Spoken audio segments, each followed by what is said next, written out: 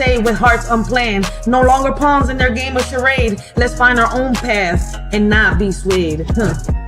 I feel like I'm surrounded with people with strings attached to their back, waiting for their master's command. It's like when I was little, right, and I was reading Pinocchio. Every time that he told a lie, his nose grew. It's just that, in real life, their noses don't grow.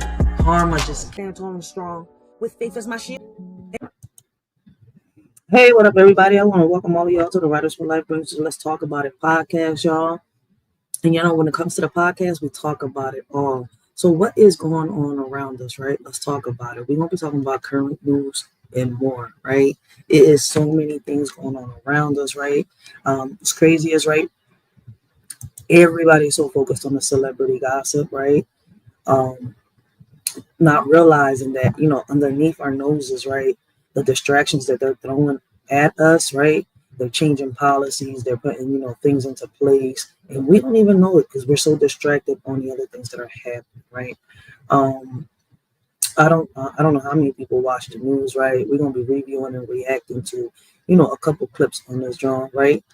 Some of you, might have seen it before, some of you haven't, man. But hey, let's try to bring some solutions to the table like we've done time after time, right? And let's talk about it, right? We're going to be, what's the first video? All right. The first video we're going to be reviewing and reacting to today, right, is a toddler left outside of Brooklyn Hospital. Dies. Family argues mother to come forward. A 3-year-old boy was dropped off unresponsive outside Sunny Downstate Medical Center in Brooklyn over the weekend and could not be revived. Now, heartbroken family members are speaking out, urging the child's mother to come forward as investigators search for answers. And, it's crazy, right? They say believe all women, right? A mother's supposed to be somebody that nurtures, take care of her child, right? Protects her child, right? Defends her child. Not supposed to sit here, misuse, abuse, mistreat, right? Her child. But apparently, unfortunately, we got women out here, right? That, have, how can I say, that have the vessel of a woman, right? But inside that vessel is nothing more than just a little girl, right? And I call them, right, Lilith in disguise. I'm not going to sit here and lie. Not all women deserve to be mothers, right? I'm not so sure what happened in this 3-year-old's case, right? But, I would love to ask y'all this one question, right? I'm just trying to find, right, to understand the roots of the causes that happen around, the things within our community, right? What systematic or social factors do y'all think contribute to situations where vulnerable children are at risk, right? And I'm gonna repeat it again, right? Right. What systematic or social factors do you think contribute to situations where vulnerable children are at risk? I mean, listen, right? I'm not shocked. I'm not surprised when I hear that there's a mother out here abusing, mistreating her child, right? Because listen, man, like for a minute, I thought, I think I was probably in fairy tale world, right? In fairy tale land. I was somewhere along the pages with Peter Pan flying in the skies, right? I was probably that little fairy right there next to fucking Peter Pan, because it's kind of like, damn, I didn't know that moms could be so demonic, so.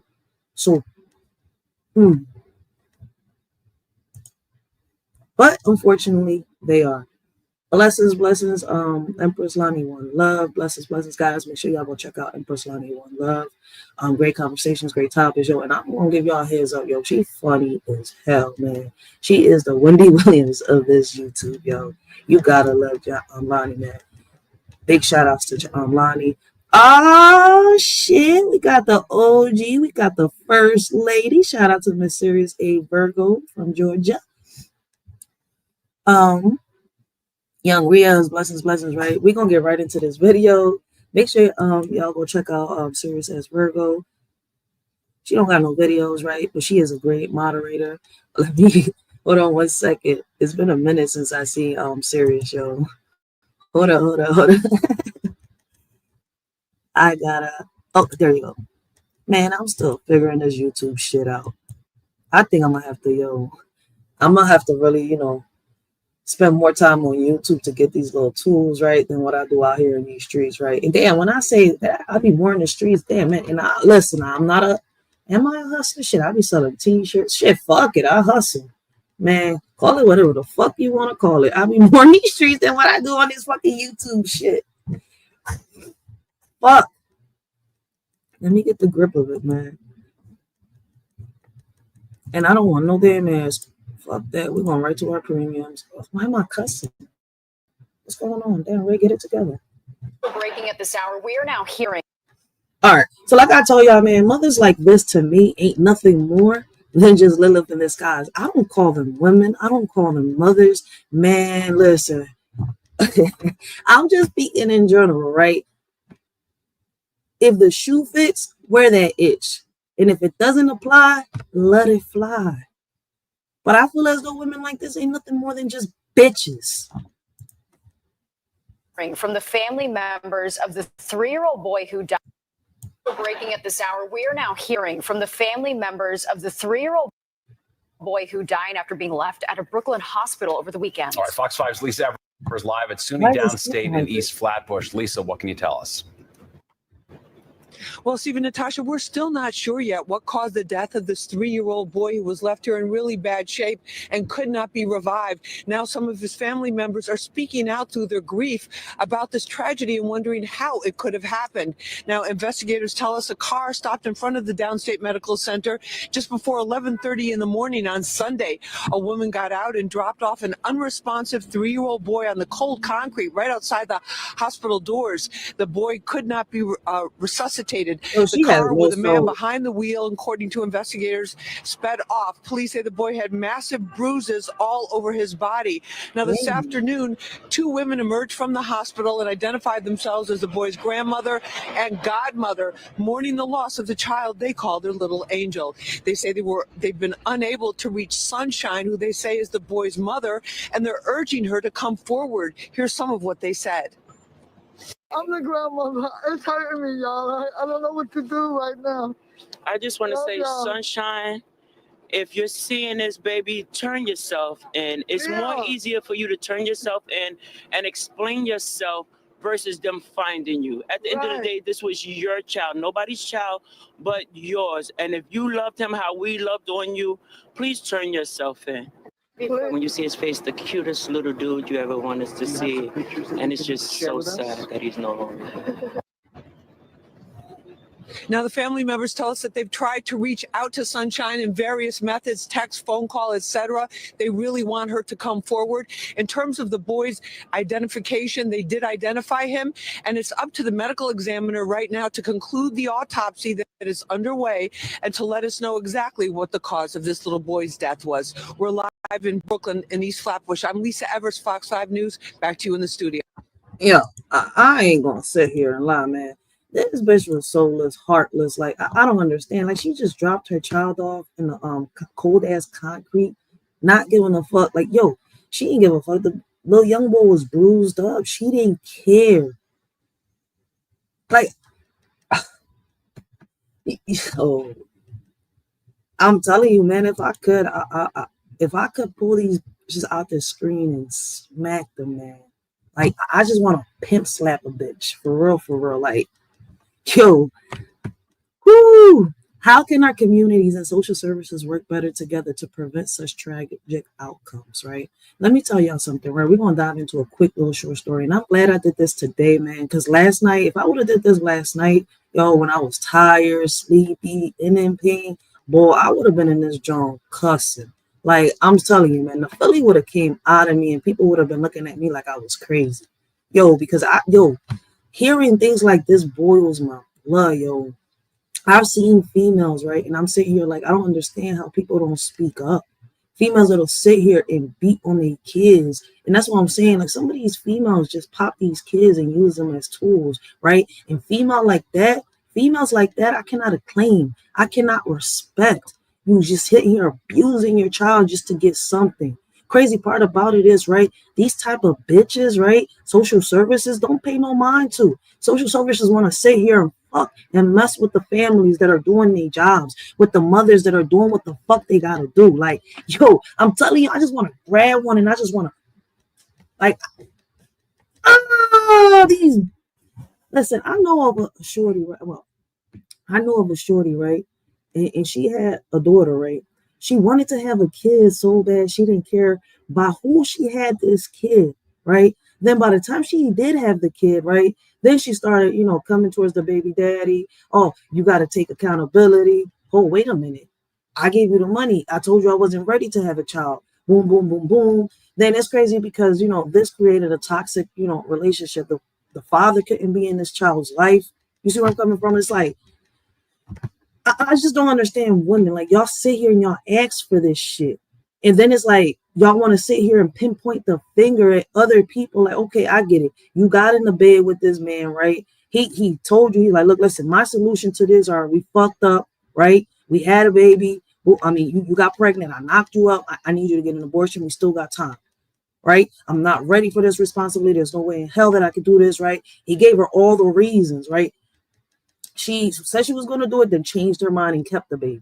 You see where I'm coming from? Then, after that, their lives went totally left, right? Now, as time passed by, right, she's sitting here, right? She's got support from so many, places, but her mental up there, right, is not right. You see where I'm coming from? And people try to tell her, yo, you need to get some type of therapy. You need to do this. You need to do that. Right. And then to top it off, not just her mental, her health. Right. So these situations, she sit here and she takes it out on her child all the time. She used to pop the kid. She used to hit the kid, curse the daughter out, like call her all types of names. Like it used to be to the point where, the dad was like, yo, I don't know what to do. I'm sitting here like, yo, people's like, take her to court, get your child, do what you got to do. Me personally, that's between them. You see where I'm coming from, right? But the people that knew, nobody, like people knew and didn't say shit. The one time that I stood up to her, that's when it was curtains. Because, okay, I get it. That's not my child. You see, my kids are my responsibility. And this is why I don't get into these type of things. You see where I'm coming from? Because when people will sit here, stab you, curse you out, now you're the fucking villain just because you let them know, like, listen, there's other ways to handle the situation. Just because you're mad at this person and that person doesn't mean you got to come and take it out on your child. You see where I'm coming from? You chose to have this child. You wanted this child, but now it's like you don't even want this child. And women like that, once again, I cannot acclaim. Competitive moms, like people, like women that think they could sit here and just get knocked up to, hold a man down, tie a man up. That shit don't work. That shit don't work. Stop using kids as tools. You see where I'm coming from? And now this man is being looked at as this and that. And what's crazy is, right, I keep telling people, what the fuck do y'all define as deadbeat? Deadbeat is somebody that doesn't, isn't a part of their child's life. Doesn't, do shit for their kid at all, whether it's economic, right, or mentally or physically. When you got these fathers out here that are trying to be a part of their kids' lives and these women are out here, I'm sitting here, I was like, okay, I get it. Now you're independent.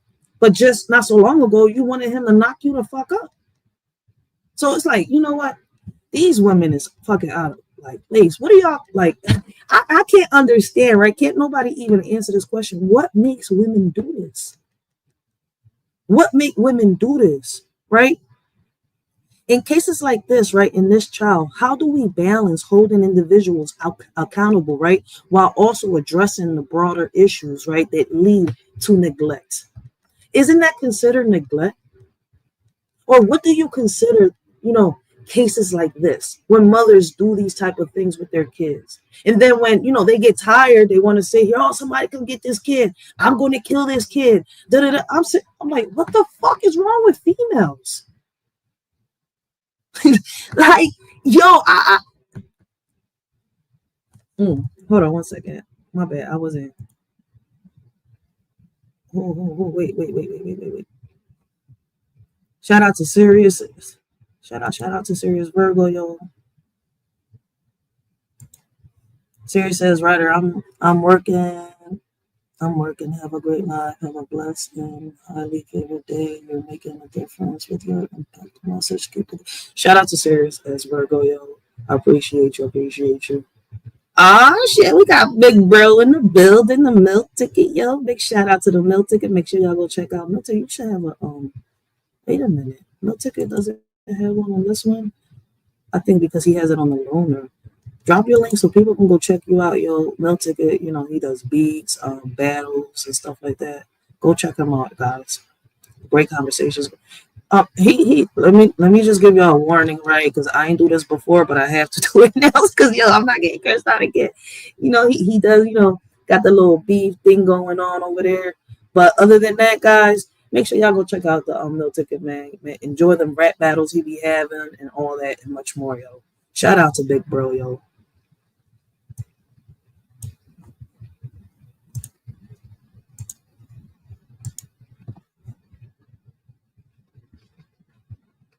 Empress said, I want my breaks.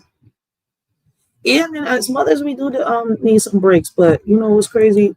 Empress, you take care of your kids. You're a responsible mother. You don't neglect your kids. You see where I'm coming from? You're not sitting here abusing your kid because somebody's getting mad at you. You're not sitting here abusing your kid because, the man that you once was fucking, which is the father of your child, is out here, parking his car in another bitch's garage.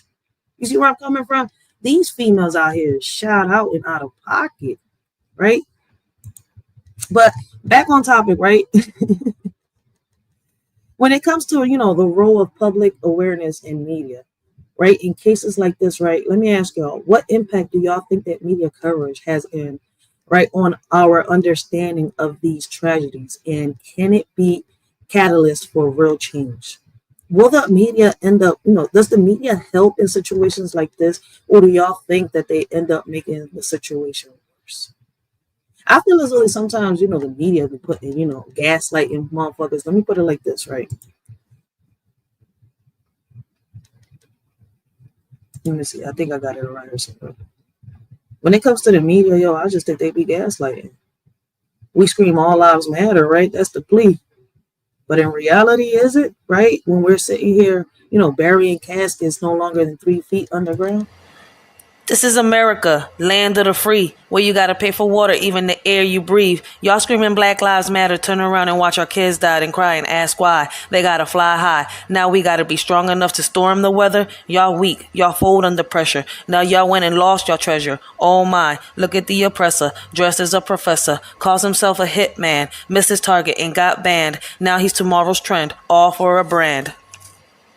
Don't act surprised. Y'all can stand. Y'all knew the plan. Y'all know that friend with that itchy hand ready to see you go missing? Damn, what a scam. The whole time they was listening. They was just a part of the plan. Got us on a mission, on go mode and ready to rant.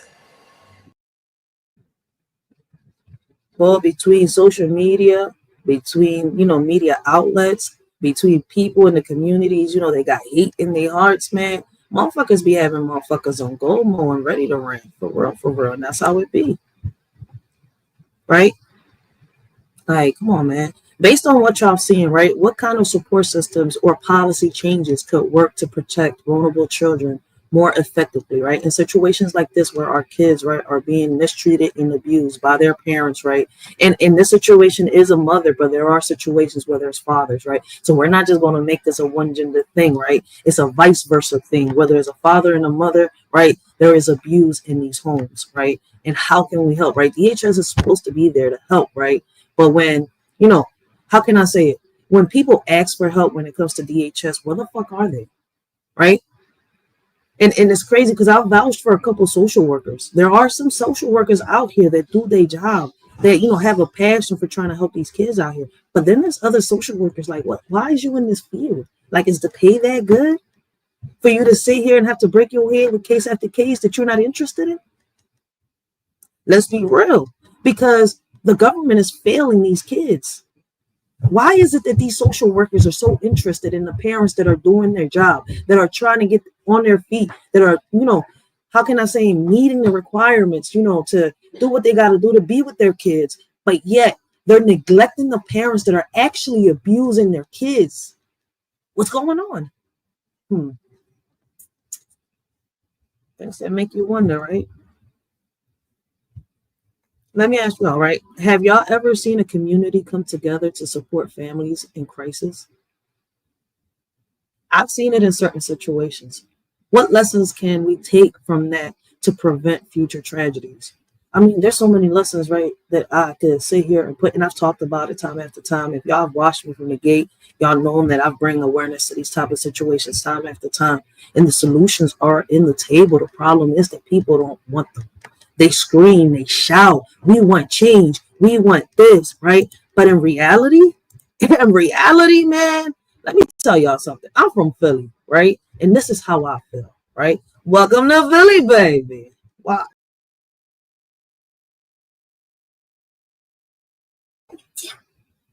So that's some real shit, man. People out here screaming for change, but shit, like, y'all don't really want change. Y'all want more chaos, for real, for real. That's why, I look at people like, what do y'all really want? What roles does transparency and coming forward play in healing and preventing further harm? And how can we encourage those who are responsible to take that step? It is, why I asked that, right? It is very hard for people to come forward, right? To, say, this person is abusing this child without this person, right, getting put in the middle of some shit and it affecting their family. That's why I noticed, right, and throughout these conversations that we be having in the hood, right, I noticed that, a lot of people out in the community don't come forward because it comes back towards them, right? The lashback, the fire that comes back, it's not good at all. Like, if anything, right, the people that are trying to help these kids shouldn't get bashed, put down, right? But they do. So a lot of people is stopping, that I'm calling DHS, I'm calling the police. First of all, DHS really don't do shit. DHS want to focus on the families that are trying to get it together, that are, getting the resources, trying to take their kids away. When these are the kids that y'all need to be taken away. I don't want no kid to go into foster care, right? Or none of that shit. But at the end of the day, right, if this father or this mother, right, or this grandmother and this grandfather, this auntie, this uncle is neglecting the child that is under their care, this child should not be under their care. Like, the system is freaking backwards. Lonnie says she was at work. Oh, I know you at work, Empress, yo. You don't get out till later on, yo. I think, was it this morning? I think I'm mixing up my mornings, yo. Man, I was on cloud nine, man, for real. Like, what the fuck? I woke up and I'm like, shit. I know I was rocked out last night, but I felt like I was high as shit. But that's from the pain from this bullshit accident that I had. You want to say hi? Come on. Before I start the video. Oh, you can't see yourself because I got this other screen. My bad. Let me put this screen down. Go ahead. You see yourself? Go ahead. Say hi. Because you got to go back over there. You're sick. You're supposed to be in bed. Hi. My shorty is down. They got this what is it? RSV, RVS, whatever that damn little cold thing was like that. Flu, something like cough thing, whatever. She got that shit. So I got to keep her here until she get better. But we're going to get back on topic. We're going to move on to the next topic, guys, all right? And I would love to hear what y'all got to say when it comes, to the mother who abandoned her child in the hospital, right? And just left. And they're still, I guess, why don't they do a manhunt for her, right? So we're going to move on to the next topic. Love to hear y'all, perspectives, how y'all feeling, what y'all think. Leave your comments down below, and let's get this discussion started, guys. What type of solutions can we bring to the table when it comes to this case? Begin with breaking news. Yo, these things be crazy and shout out, bro. All right, hold on 1 second, baby.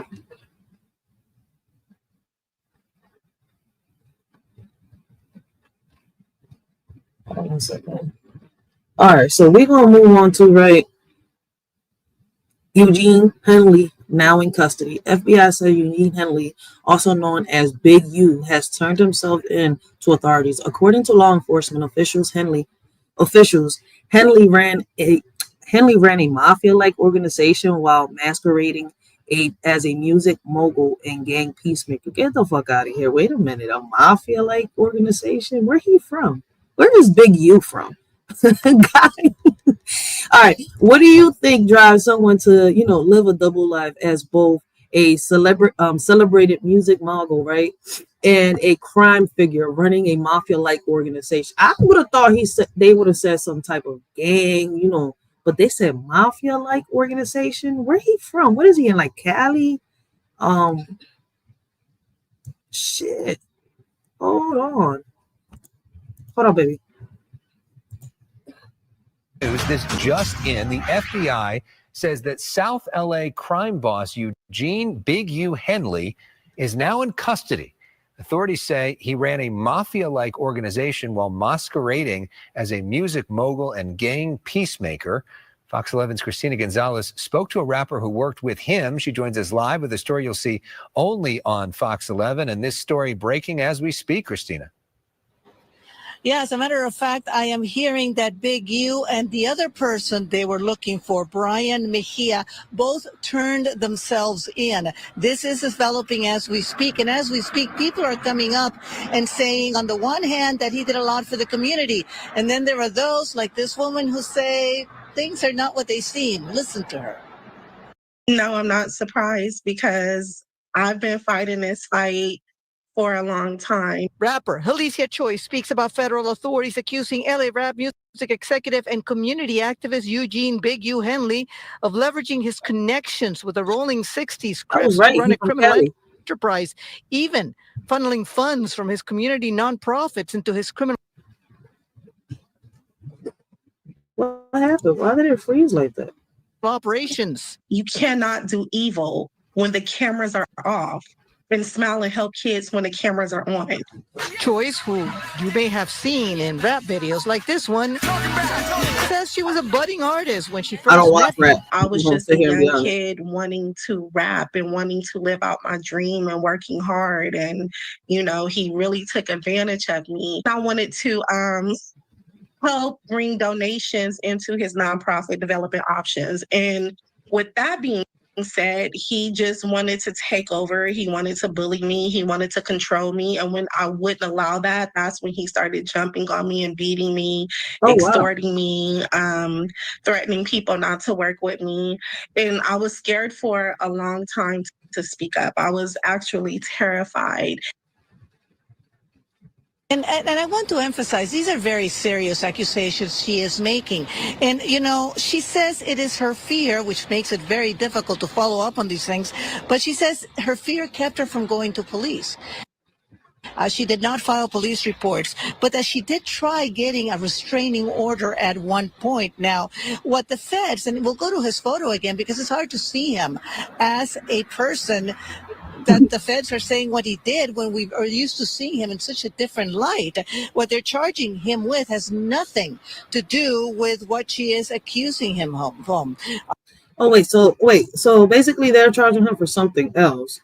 And she's saying that it's so hard to see that, you know, he lived that type of life. Lady, what world are you in? You didn't see what's going on with Diddy and all these other celebrities, R. Kelly, all of them?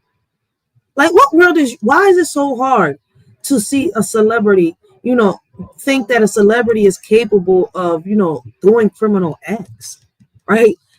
Let me ask y'all a question. Why do y'all think, right, the public is often fascinated by figures who blur the lines between celebrity and criminals, right, such as Henley? Because it seemed like this news reporter was fascinated by Big U. The charges do not include anything of what she's saying, but they do say that part of the investigation involves the murder of another young rapper back in Las Vegas. Back in 2021, I talked to police in Vegas, and they told me over the phone that the murder was over. Are you ready for this? A diss. That he had written something in a song supposedly talking bad about Big U. And I mean, wait a minute. Why is this lady acting like this is so new? Like she's never seen. I mean, what she didn't see what happened between Biggie and Tupac and all of them back in the day. Like what the fuck world she live in? I mean, what type world she live in? Wait a minute. Do y'all think that, you know, situations like this might affect celebrities, right? When, you know, they get aired out like that, right? In what ways do you believe this case reflects societal attitudes about power, fame, and the glamorization of outlaw lifestyles? Because I swear to God that a lot of these celebrities love living that outlaw lifestyle. Why? I don't know. I thought that the movies were just movies, but it seems now that I'm older, you know, either we're bringing the movies, you know, either we're bringing Hollywood out the screen into reality, right? and we're the ones that should be in the screen being watched. Like, I don't know. Listen, I think everything has, flipped on us.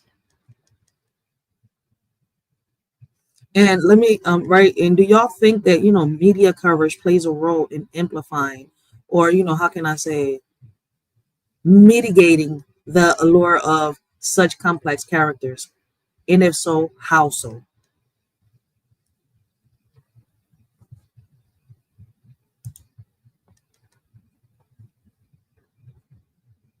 That is why he ended up getting murdered. That's what the police were telling me. So it's just still developing. There's going to be a lot more to this whole thing, but we can tell you he has turned himself in, and I'm sure a lot of people are waiting to hear what he has to say about this, including us. I'm Christina Gonzalez, live in Park. Back to you guys in the studio. And Christina, there's a connection to Shaquille O'Neal as well, right? Oh shit, how they throw Shaquille O'Neal on this? I have not had time to look into that, and I am so wary of the, because what's happening is a lot of people were. So hold up, wait a minute, yo, because y'all know I use the phrase a lot, man. I'm little, but I feel like Shaquille O'Neal. Like, wait, how Shaquille O'Neal get thrown on this joint? Like, wait, so now Shaquille O'Neal is tied up to mafia-like organization crimes? Where the fuck? Wait. Where's Stabler at? Right, he's the one dealing with the criminal crimes and shit, law and order crime intent. Now I think it's called some shit like that. Whatever. We need Stabler in the house, man. For real, for real. What the fuck is going on? How Shaq get involved in this shit? Wait, what warning signs, right, might there be, right? Whoa, wait, I'm still stuck on that shit. What warning signs might there be that someone's public persona isn't the whole story? Are there behaviors or patterns that you think we should be more critical of? Like, I mean, listen, I don't worry about people's personal life, but this shit is crazy and shout out. Like, hold up. I mean, once you air once you air your dirty laundry out there, once it's leaked, once it's exposed, people are entitled to give their opinions and their perspectives, right? So, I mean, I guess it's to every individual to see how they keep their life, not out there somehow, some way. Yo, man, how might Hensley's exposure impact the communities he has involved with, both the music industry and within criminal underworld? Yo, what, like, could this really impact the community work that he has done out here? Because he's also a community activist, right?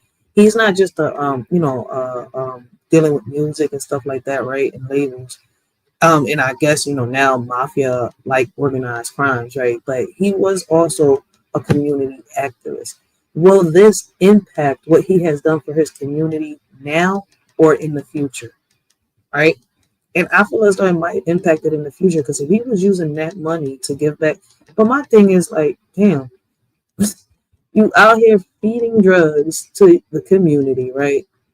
While at the same time trying to give to the community, while taking people's loved ones away from them for whatever the reason is, then giving back to, like, does this make them feel like there's some type of hero giving back after they've done bad? Like, I even asked this when I watched the movies. Like, this really feels like a script pulled out of Hollywood. Like, if I'm watching Power or some type shit right now. How might Hensley's exposure impact the community he has, involved with, both the music industry and within the criminal underworld? For those who admire the, authenticity of an anti-hero, where should we draw the line between understanding complex personal narratives and holding people accountable for their actions?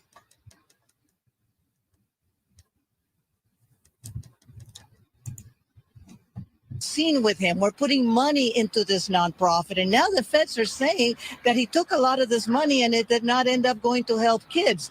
Again, keep in mind, that doesn't mean that kids were not being helped in some capacity by the organizations. The question is where the money went. It's not just Shaq, it's other rappers, other big names. And I want to have time to really look into these allegations.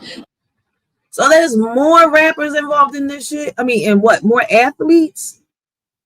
So what, they taking money? Wait, so it's the other way around than what I thought. They're taking money from the community to feed their mafia like organization thing they got, whatever the fuck you want to call that shit. Damn, man, I ain't from the listen, man. I'm not gonna sit here and lie.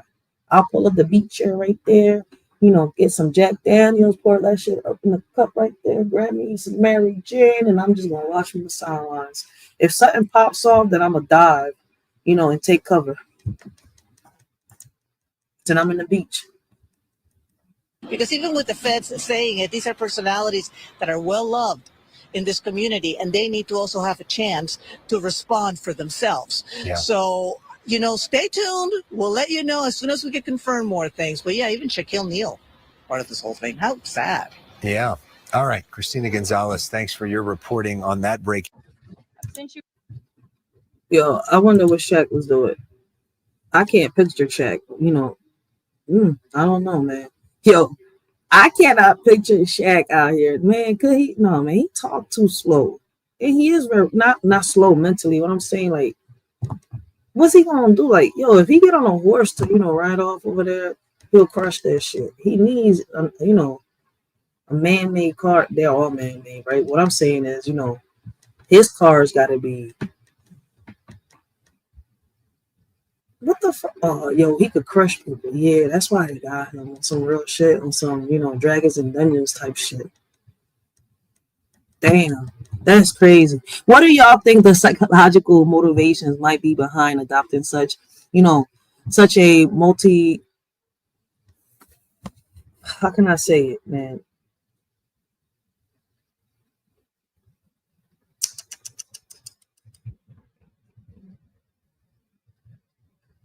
Damn, can I find a word for this word?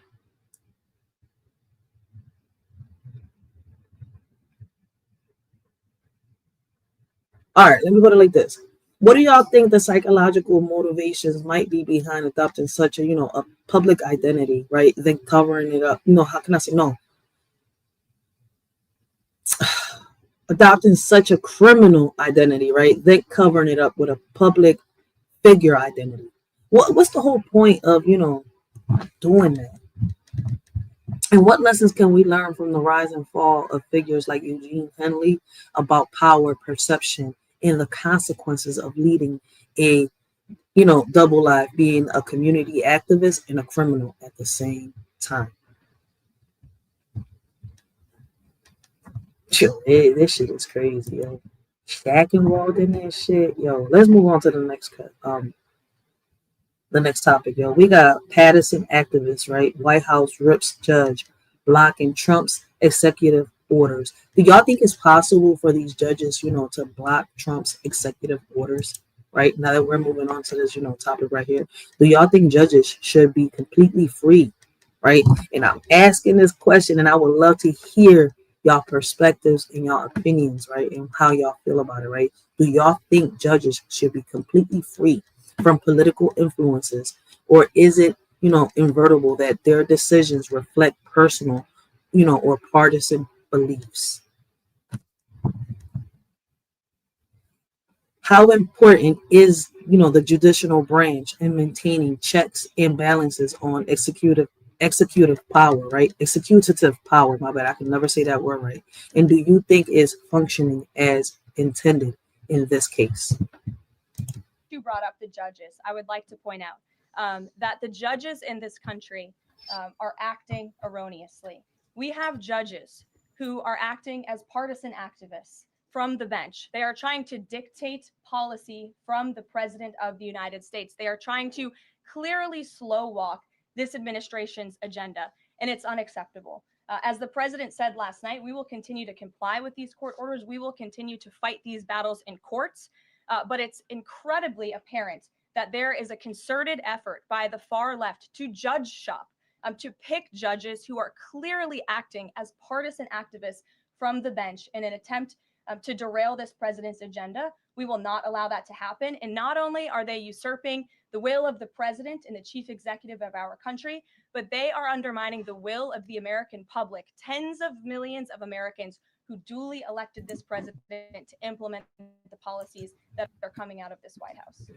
I have one other question, but I want to follow up on Katie's question. Actually, you said that. Yo, I don't know what's going on since Trump has been gone. Listen, people wanted him, others didn't. But shit, I can't even tell what is what. Motherfuckers was flip flopping during these elections. Before the election too. Shit, they wanted Kamala, they wanted Biden, they wanted Trump. They couldn't make up their mind. Shit. So let me ask y'all: when judges are labeled as partisan activists, how does that affect public trust in the judicial system? Do y'all think that this label is fair or harmful? Should executive orders face more scrutiny from the courts, or does that undermine the president's ability to act decisively? Mass deportation campaign would continue, but she asked about the flights specifically. Will those flights to El Salvador continue while this case is being appealed? We don't have any flights planned specifically, but we will continue with the mass deportations. And I would just like to point out that the judge in this case is essentially trying to say that the president doesn't have the executive authority to deport foreign terrorists from our American soil. That is an egregious abuse of the bench. This judge does not have that authority. It is the opinion of this White House and of this administration, and that's why we're fighting this in court. And it's very, very clear that this is an activist judge who is trying to usurp the president's authority. Under the Alien Enemies Act, the president has this power, and that's why this deportation campaign has continued. And this judge, Judge Boasberg, is a Democrat activist. He was appointed by Barack Obama. His wife has donated more than $10,000 to Democrats, and he has consistently shown his disdain for this president and his policies, and it's unacceptable. I wanted to go about the idea that these people are all foreign terrorists, but Judge Boasberg was originally appointed by George W. Bush and then elevated by Barack Obama. I just feel like I should clear that up. Well, let me just... She about to get her back. He's like, I feel like I should just clear her. She's like, well, let me just... Hold on, lady. Hold on. Before you just tell him off on whatever you're going to tell him, right? Listen, how much do you think public opinion influences judicial decisions, even though judges are supposed to remain impartial, right? They are supposed to remain impartial. Y'all go, look it up. They are, right? So what role does media coverage play in shaping how we view conflicts between the executive branch and the judiciary system? I mean, listen, before I let her go in. Say something to that effect, Garrett.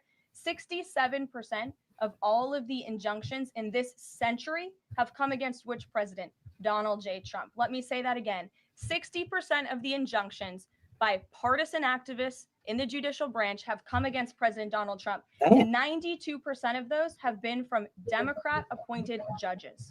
This is a... Holy crap. So we're not going to blame the other presidents? Everything, listen. I'm going to sit here and be very honest, right? We got to cut this shit down the middle. It's like everything is landing on Trump.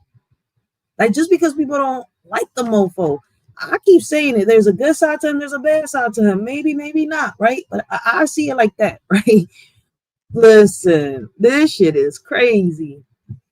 They're at war at the White House, and then they got us at war, amongst each other. It's me versus you. Shit, I'm in my Tom McDonald's bag right now. Hold up, I need a piece of paper and pen. A clear concerted effort by leftists who don't like this president and are trying to impose or slow down his agenda.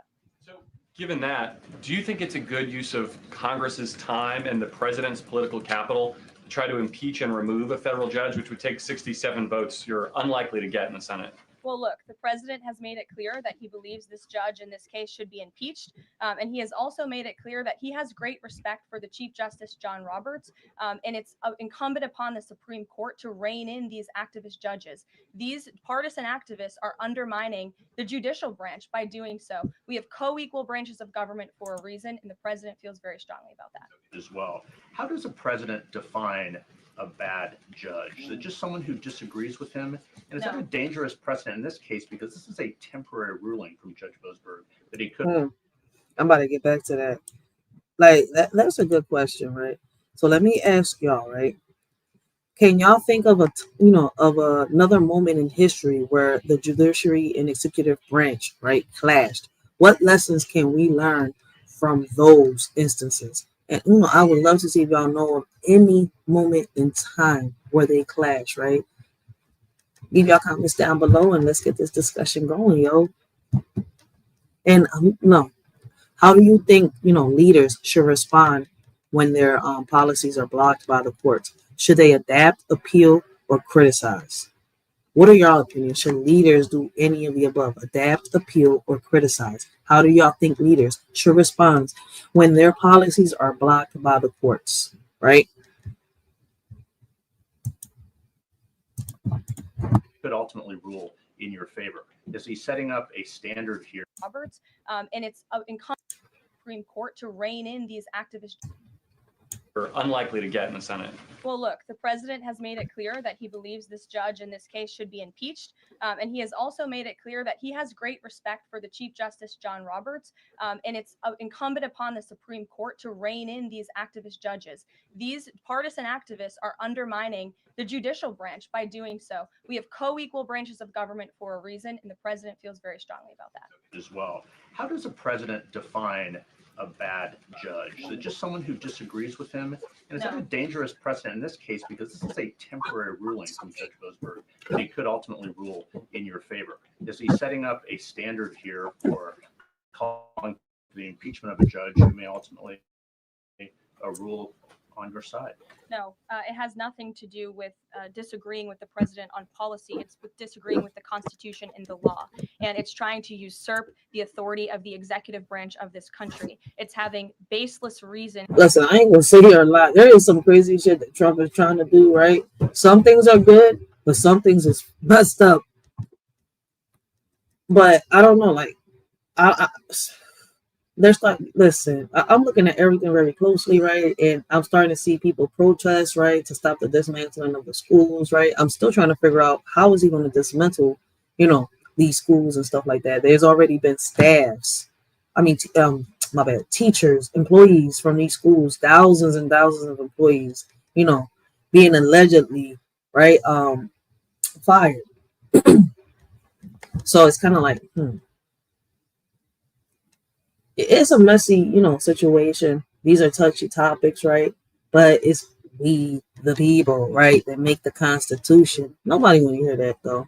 Nobody want to hear that. We're the ones that got to go to the legislators, make our demands, right? They write that shit down between them and the president, right? Have that little discussion. He says yay, nay, right? And from there, everything gets decided. And the legislators have a vote too. Y'all don't even beat that. Congress, all of them. But we sitting over here waiting for, I guess, a Superman to arrive one day and come and save us. When is it going to happen? I don't know. But I know I'm not waiting for Superman. I've gotten up. I've made my stand. I've stood up. Ain't no shame in my game. All right, with that being said, right, do y'all think that, these clashes between branches of government strengthen or weaken democracy? And I would like to hear, y'all reasons why, right? Leave your comments down below, right? And let's get this discussion started once again. For these injunctions, and it's a clear effort by these judges to slow roll this president's agenda. And if you just look at the injunctions that this president has faced, deporting foreign terrorists from our homeland, hiring and firing of executive branch employees, which when the president is the executive of the executive branch. You also see an injunction by a partisan activist judge when it comes to the Secretary of Defense trying to determine the readiness of our troops and the qualifications of our troops in our armed forces. Does a single district court judge really have more authority over the commander-in-chief and the Secretary of Defense to determine who should serve in our United States Armed Forces? Absolutely not. Anyone who has taken a basic civics lesson can understand that. And it's ridiculous lawfare that we are witnessing. And it's... I'm sorry, the president said he respects the Chief Justice here. Does he respect him specifically on this case and this opinion, or respects him overall? And has he spoken to any other Supreme Court justices? The president respects Chief Justice Roberts overall. He just expressed that to me in the Oval Office. But it's also quite clear that the Supreme Court needs to rein in these judges who are acting as partisan activists, and they are undermining the judicial branch. And it's a dereliction of duty on their behalf. Finally, okay? Finally. Oh, shit. You wasn't supposed to Since jump. brought You up wasn't supposed to jump like that. Damn, my bad. I was reading something and he just jumped off. Finally. Hold up. I still got to ask my subscribers, and the people that tune in one more question before we jump into you. All right. Jeez, calm down. Undisputable. Anyways, right? Let me ask y'all, some personal perspectives, right?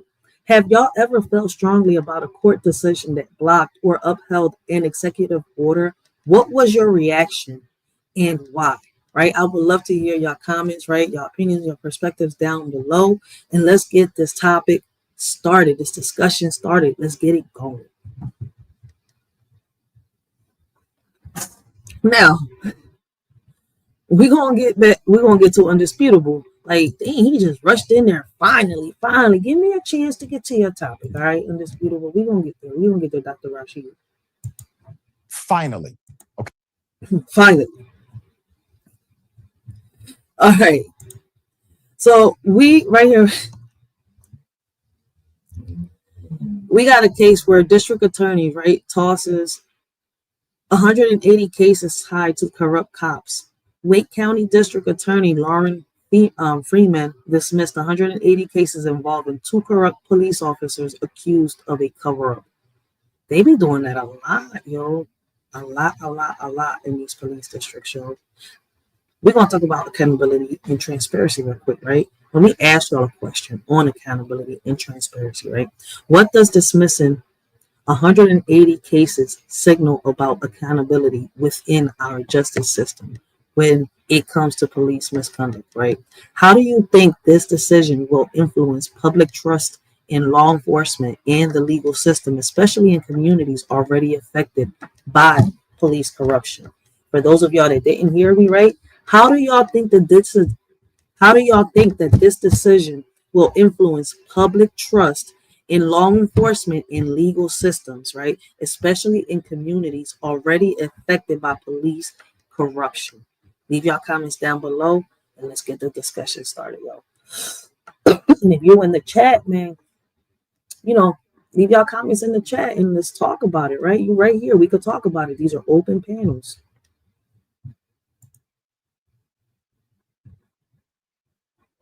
Press play. My bad. Okay.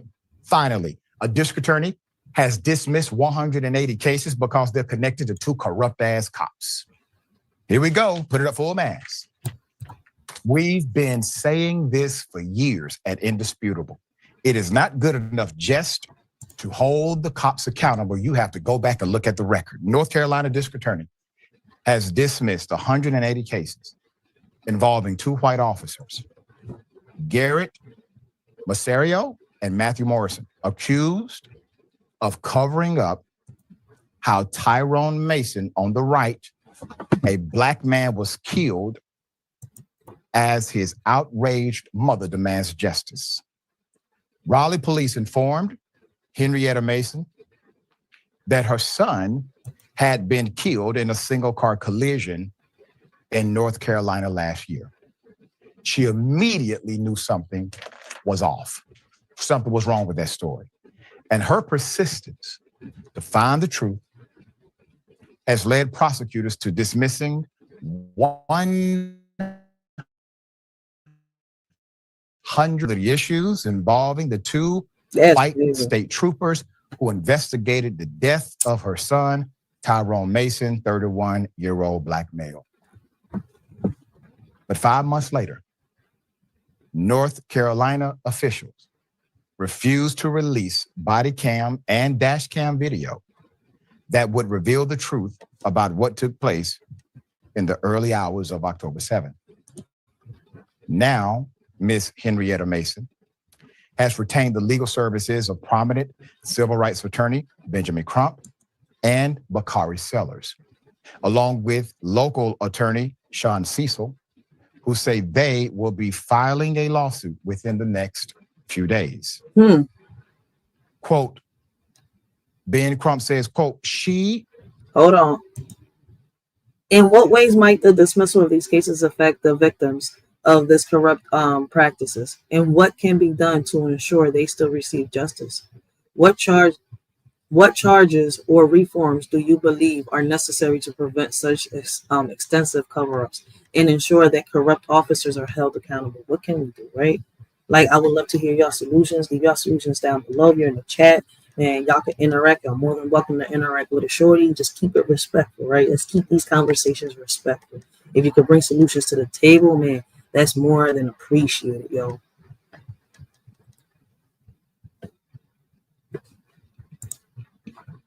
More than, quote, Ben Crump says, quote, she, more than anybody else, got the train started to justice.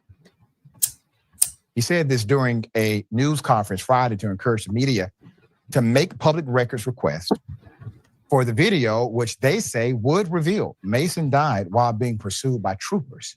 Mason died while being pursued by troopers, according to Crump. A complete contradiction to the original claim that he. So do they got what? Prove that the bull died, by being pursued by troopers, and they covering this up? Yo, man, we need to see that. If they got some type of proof, we need to see it. Died in a single car accident. Quote, we know there was a lie from day one when they told her son died as a result of a single car accident. And when she initially asked the police, was there a chase? And they said, no chase. Crump said at the press conference. But now it appears as if there was a pursuit, and that pursuit resulted in Mr. Mason's death, which was then covered up by North Carolina State Highway Patrol trooper, both Garrett and his supervisor, Matthew Morrison. You know what I think is crazy? How easy it is for them to cover up stuff. How easy it is for the media to put one thing, then another, and, half people really believe in this shit. Shout out to those that got that third eye wide open. Both of whom have now been placed on administrative leave by the department. The investigation began in December when Wake County District Attorney Lauren Freeman reviewed the footage directly and determined the two troopers lied to Raleigh police about what had taken place that night. According to the court records reviewed by WRAL News, Masario provided false and or misleading information to responding officers with the Raleigh Police Department. Raleigh police, in turn, drove to Henrietta's house to inform her that her son had died in a single car accident and that there were no witnesses. All lies. Put it up. Wake County District Attorney Lauren Freeman has since dismissed 180 cases involving those troopers after seeing visual proof that their lies, that they were lying. She has not ruled out criminal action against those lying cops. North Carolina passed a law in 2016. Let's talk about that law. That made police videos exempt from public records law unless a judge orders it to be released. That was already a legislative move that was utterly adverse to the rights of people, okay? In Friday's news, Attorney Sellers appealed to the North Carolina Governor, Josh Stein, as well as the State Attorney General, Jeff Jackson, to release the video, claiming the video would reveal a culture of corruption within the North Carolina State Highway Patrol. Well, they know that. That's why they passed a law to hide the culture of corruption. That's some facts right there, real shit, right? So with that being said, what changes or reforms do you believe are necessary to prevent such extensive cover-ups and ensure that corrupt officers are held accountable? Do y'all think that the DA's decision to toss these cases was justified given by evidence, or does it reflect a broader failure in addressing misconduct?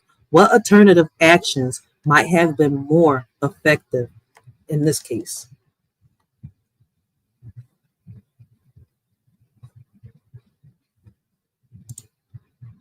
They understand that. You hope better minds may emerge after 2016, but we don't know. Henrietta, the mother, who is an angel of justice. I mean, that woman, I want you to look at her. That woman knew immediately that the story wasn't right. She had no evidence. She had no proof. She had no contradicting statements, but she knew, and she was right. And because of her,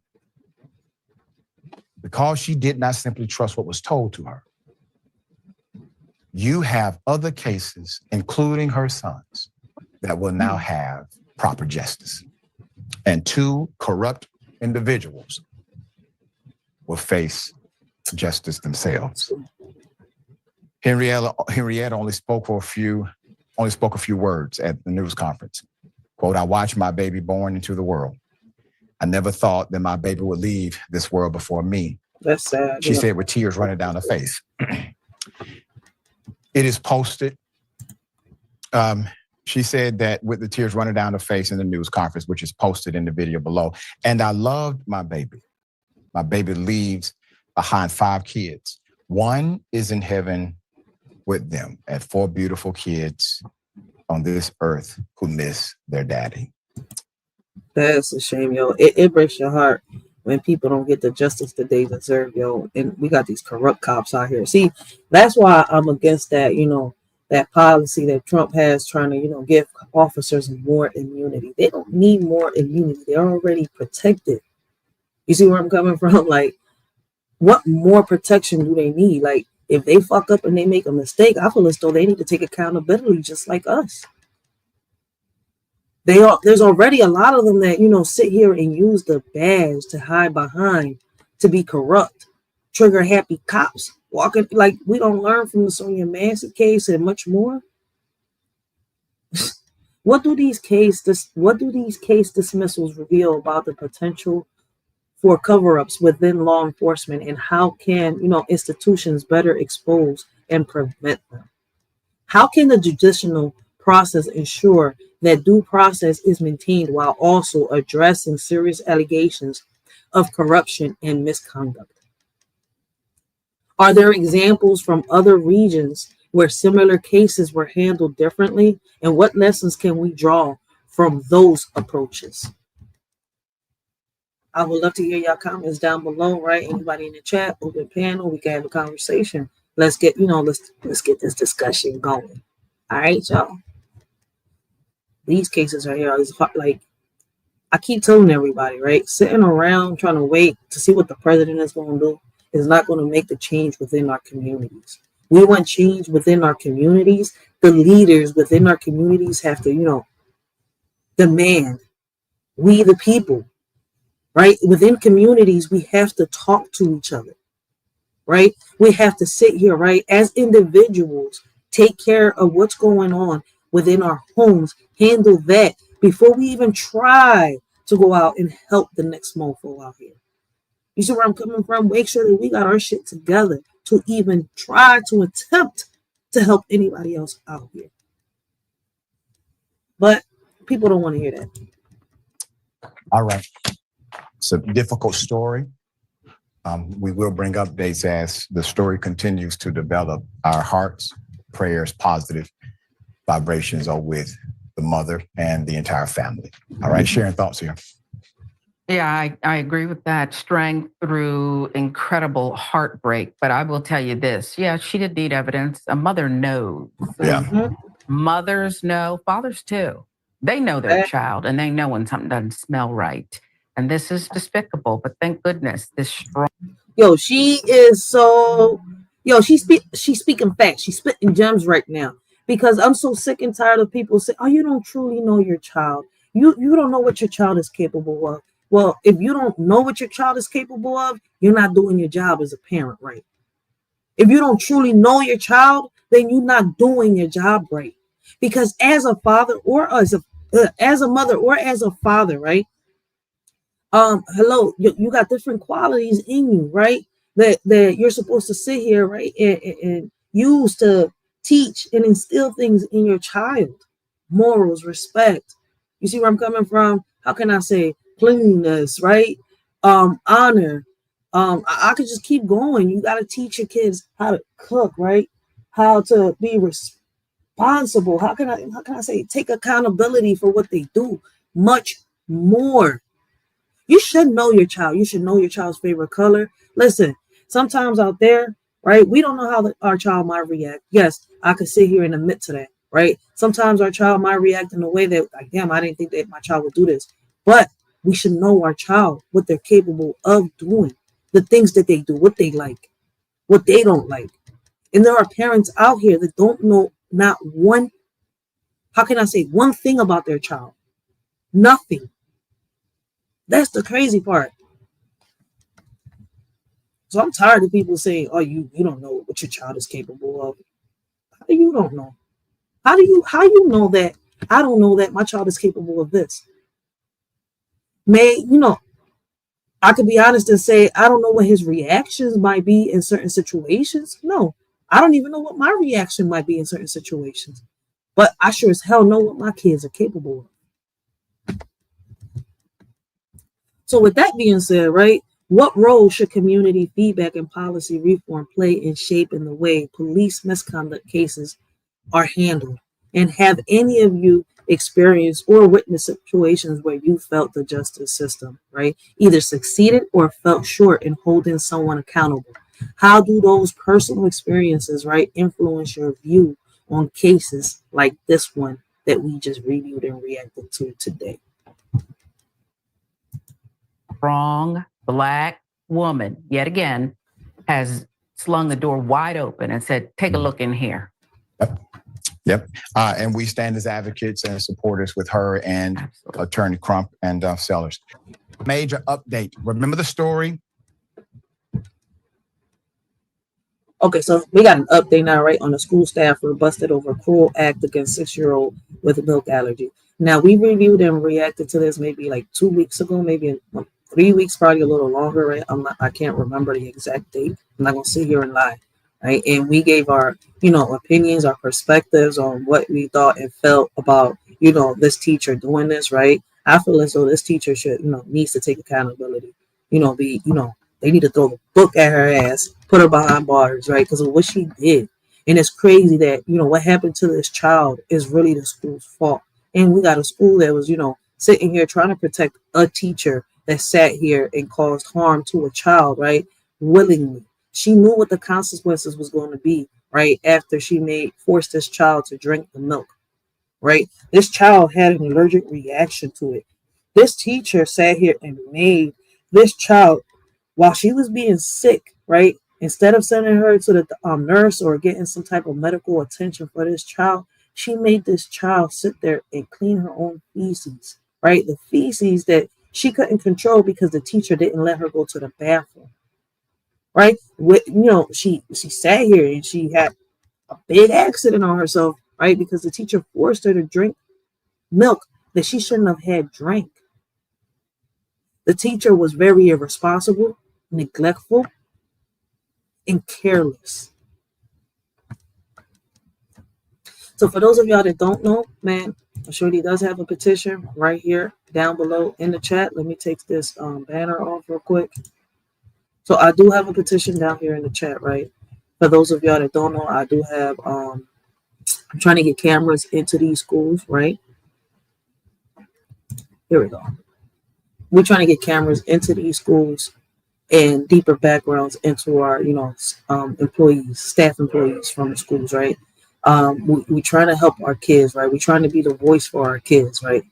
So if you have a zip code, do a Shorty a favor, right? The link is in the chat down below, right? If you have a zip code, sign the petition. Let's be the voice for our kids, right? Why should we leave our kids, right, in the hands, right, of complete strangers that don't care about our kids, right? And especially when these schools don't care enough, right, to hold accountable these teachers, right, that are sitting here abusing our kids in these schools. I feel as though more parents need to come together, right, into these community meetings. Town hall got more meetings, right? School board meetings and much more, right? Speak our minds, demand what it is that we really need and want for our kids. Because staying shut isn't working. And a big shout out to those parents out there that have come together, right, and have made it possible for us to get cameras in certain schools, right? We've made it that far. We got cameras in school buses. We've made it that far because we've united. We've come together. See, united we conquer, divided we crumble. We have to unite. We have to come together to make these things possible, right? So when it comes to this situation, right, in this case, right, what measures should schools take to ensure staff are held accountable for their treatment of students, especially in cases involving vulnerable children? How can schools better educate staff about managing allergies and other medical conditions to prevent incidents like this? And in my opinion, right, these teachers are already trained for situations like this. And then you got the school nurses and much more that are there, which the teacher should have access to if a child, comes across a situation like this. But in this situation, this teacher didn't give a fuck. So once again, right, I ask y'all, what measures should schools take to ensure, right, staff are held accountable for their treatment of students, especially in cases involving vulnerable children? How can schools better educate staff about managing allergies and other medical conditions to prevent incidents like this one? So like I said before, man, leave y'all comments down below. Let's get this discussion started. I would love to hear y'all perspectives, how y'all feel about this. About the student who was forced to clean up her own feces. Remember that? Put it up full blast. There has now been an arrest. We covered this on day one. Staffer has been arrested after a 6-year-old was forced to first defecate on herself, and then the story gets even wilder. In an update to a story we covered last month, an assistant principal has been arrested after a lactose intolerant 6-year-old girl was forced to clean up feces barehanded after she was prevented from going to the restroom. A reminder of what happened. Jamisha Augustine, a Louisiana mother, was outraged after her lactose intolerant 6-year-old child was forced to clean up her own excrement after the school gave her milk. They were not supposed to. It was on file. Do not do this. The mother says she filled out all of the necessary forms, accompanied by notes from her daughter's doctor, alerting school officials that her 6-year-old suffered from a milk allergy. But earlier this week, the mother's daughter was given milk for breakfast at Rollins Place Elementary School. She went to the bathroom multiple times before her teacher eventually stopped letting her go, with messy consequences, according to television station WSAZ3. Quote, she asked her teacher to go to the restroom, but she said no because she went too many times. Who the fuck is you to tell me I can't go to the bathroom because, I went too many times? Bitch, you sat here and forced me to drink something that went against my body, and now, everything in me wants to come out. And you're telling me I can't go? Yo, man, look, listen, let somebody do this to my child in this condition, boy, call me Griselda. Fuck that. 911. Shit, I just committed a crime. Fuck that. Said Augustine, who called the school's actions, quote, irresponsible, hazardous, disgraceful, and really pathetic. Eventually, the 6-year-old soiled herself and was forced to clean up the mess without any help. Quote, so upon her going to the office after having an accident, the principal told her she was too big to be having accidents on herself, the mother said. Now there's more, but I want to say this. When this story was first covered. Hold on, Rashid, Dr. Rashid, my bad. She was too big to be having accidents. Man, even you as a grown motherfucker, somebody blocked the passage to the door, you gonna sit here and either shit on the floor, block the passage to the bathroom, right? You're either gonna sit here and take your shit on the floor, or you're gonna, take the shit on yourself. If a grown person can't sit here and hold it, what makes y'all think that a little ass kid is gonna do it? You too grown, bitch. You couldn't let her out the room. And then if she left, she would have gotten in trouble. Like, we're talking about a little kid. They're sitting here like, damn, man, I need to do this, but if I leave, I'm going to get in trouble. If I don't leave, this is going to happen. So it's kind of like you put her in between a nail and a wall and left her with no goddamn options. You too big. I just want to smack this bitch. We clearly said that the actions of the adults were criminal, in our opinion. And not only that, there's a negligence here that led to the young lady having the cause and effect scenario. And the negligence is this. She has a medical profile. A medical profile says she is allergic to lactose. I know we utilize the terminology lactose intolerant. That's an allergist, an adverse reaction of your physiology depending on the substance that's introduced. Well, they decided to introduce said substance. It led to what we have before us. That is negligence.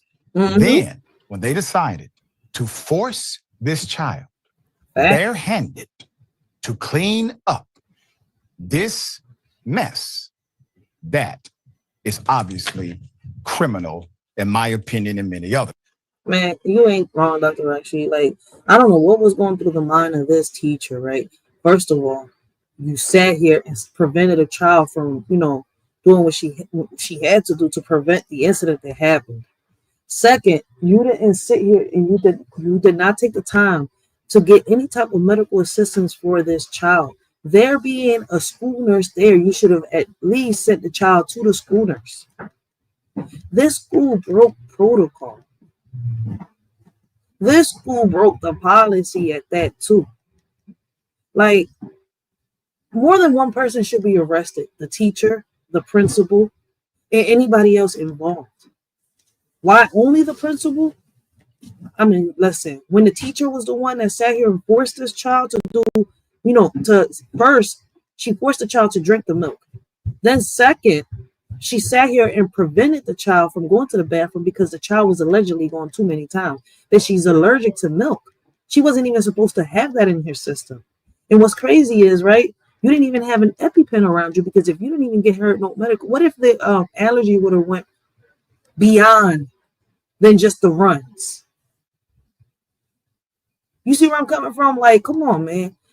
The teacher should be arrested, because what's crazy is, I'm going to be here and honestly say, when somebody has an allergic reaction to something and they're lucky, like this little girl, man, they're lucky, they're blessed. Some kids, unfortunately, don't make it.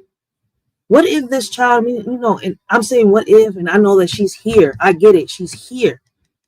But this could have went a whole nother way. A whole nother way.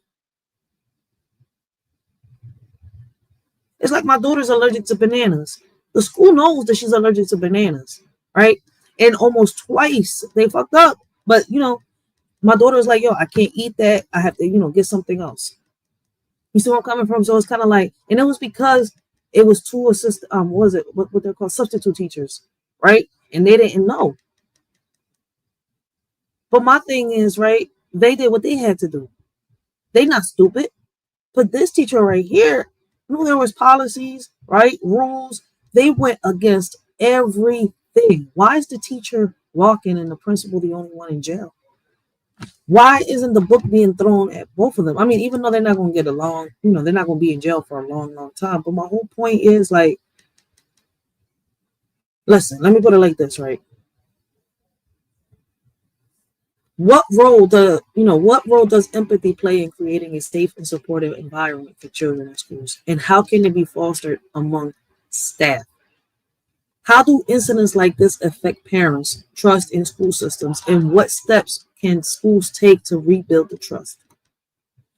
What steps can be taken, right? And these are topics, right, that we need to be taken to the school board. Because we need to find steps, right, to be taken, right, to avoid future situations like this. What policies or training programs can help prevent school staff from abusing their authority over students?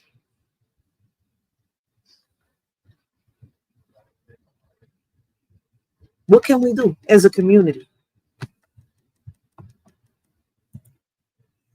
All right. Now there has been consequences. I'm going to read out these consequences. A Louisiana school administrator has now been arrested, on child cruelty charges after allegedly forcing the 6-year-old student to clean up her own feces after the girl accidentally soiled herself at the school. And I remember making a distinction that we can call it an accident, but the reality is it's an adverse reaction. If the child is lactose intolerant, the child is having an adverse reaction to the lactose and is doing what the child is supposed to do, go to the restroom. It was only the teacher who stopped the child from being able to go to the restroom. Christy Scott Gilpin, 41 years of age, faces 1 felony count of cruelty to juveniles, which occurred 2 months ago at Rollins Place Elementary School in Zachary, about 16 miles north of Baton Rouge. The teacher worked as the assistant principal, okay? Although her profile on the school's website has been taken down since the incident, according to a local station, WBRZ News. The mother, Jamisha, removed her child from... Hold on, wait. So he said the teacher worked... I'm sorry, I got to go back on this. He said the teacher worked as the assistant principal. So wait, the teacher was a teacher and an assistant principal at the same time? Ago at Rollins Place Elementary School in Zachary, about 16 miles north of Baton Rouge. The teacher worked as the assistant principal, okay? Although her profile on the school's website has been taken down since the incident, according to a local station, WBRZ News. The mother, Jamisha, removed her child from Rollins Place February after months of investigation. Police announced... Listen, I removed my child when the incident in the school happened, right? How can I say before the incident started? You got me messed up. So the mom did the right thing. Fuck that. Pull your child out at school, something not right. Especially with the district, the school district running that school, in charge of that school, they not doing their job either. Same situation happened here in Philly with me and my child, and plenty other parents is happening too. But see, like I said, more parents need to step up, speak up. I do have the petition down below in the chat from change.org. I made a whole new one. I want to thank, everybody that's signing it, right? I do have an old one, but that one's been out for too long. It's time for a new one, right? So this new one is, how can I say, is a better outspoken petition. People can understand it a little better. So if you do have a zip code, right? If you have a zip code here in the United States, right? And you're here in the United States, sign the petition, right? Let's do what we got to do when it comes to our kids. Let's be the voice our children need. All right. So the petition is down below for those of y'all interested in signing it. Right. This situation is crazy. Right. Let me see.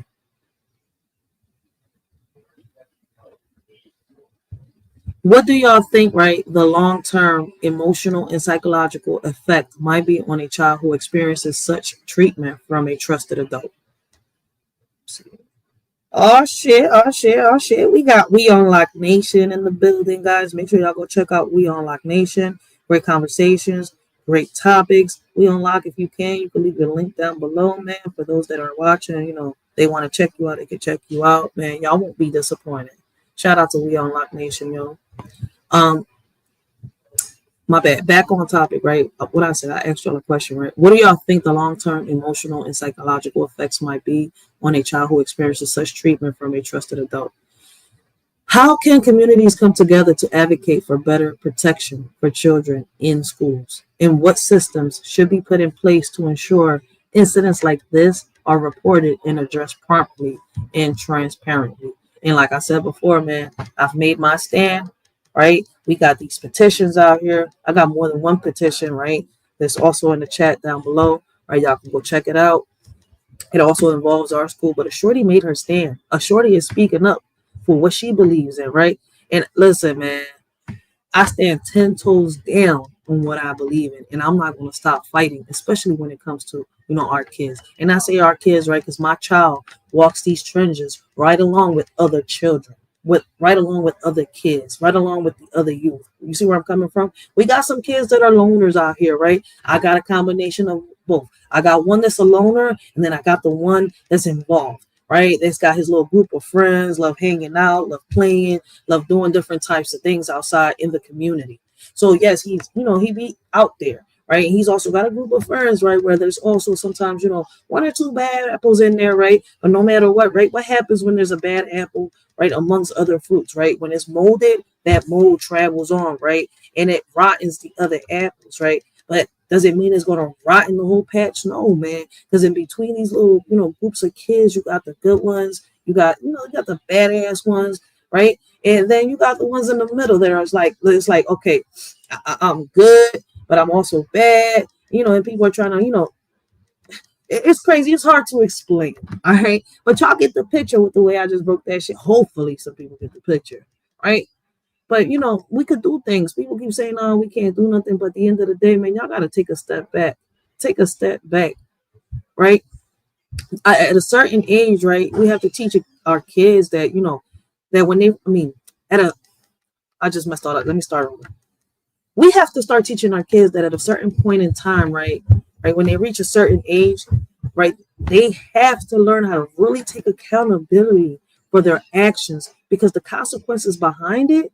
Whoa, you see where I'm coming from? And some of these kids, when they reach a certain age, right, they be like, "Oh, it's the parents to blame." Do we blame the parents in all situations? We cannot do that, because in all situations, the parent isn't always the bad influence, right? Sometimes this child could be influenced by somebody within the community. It could be they could be influenced by a friend.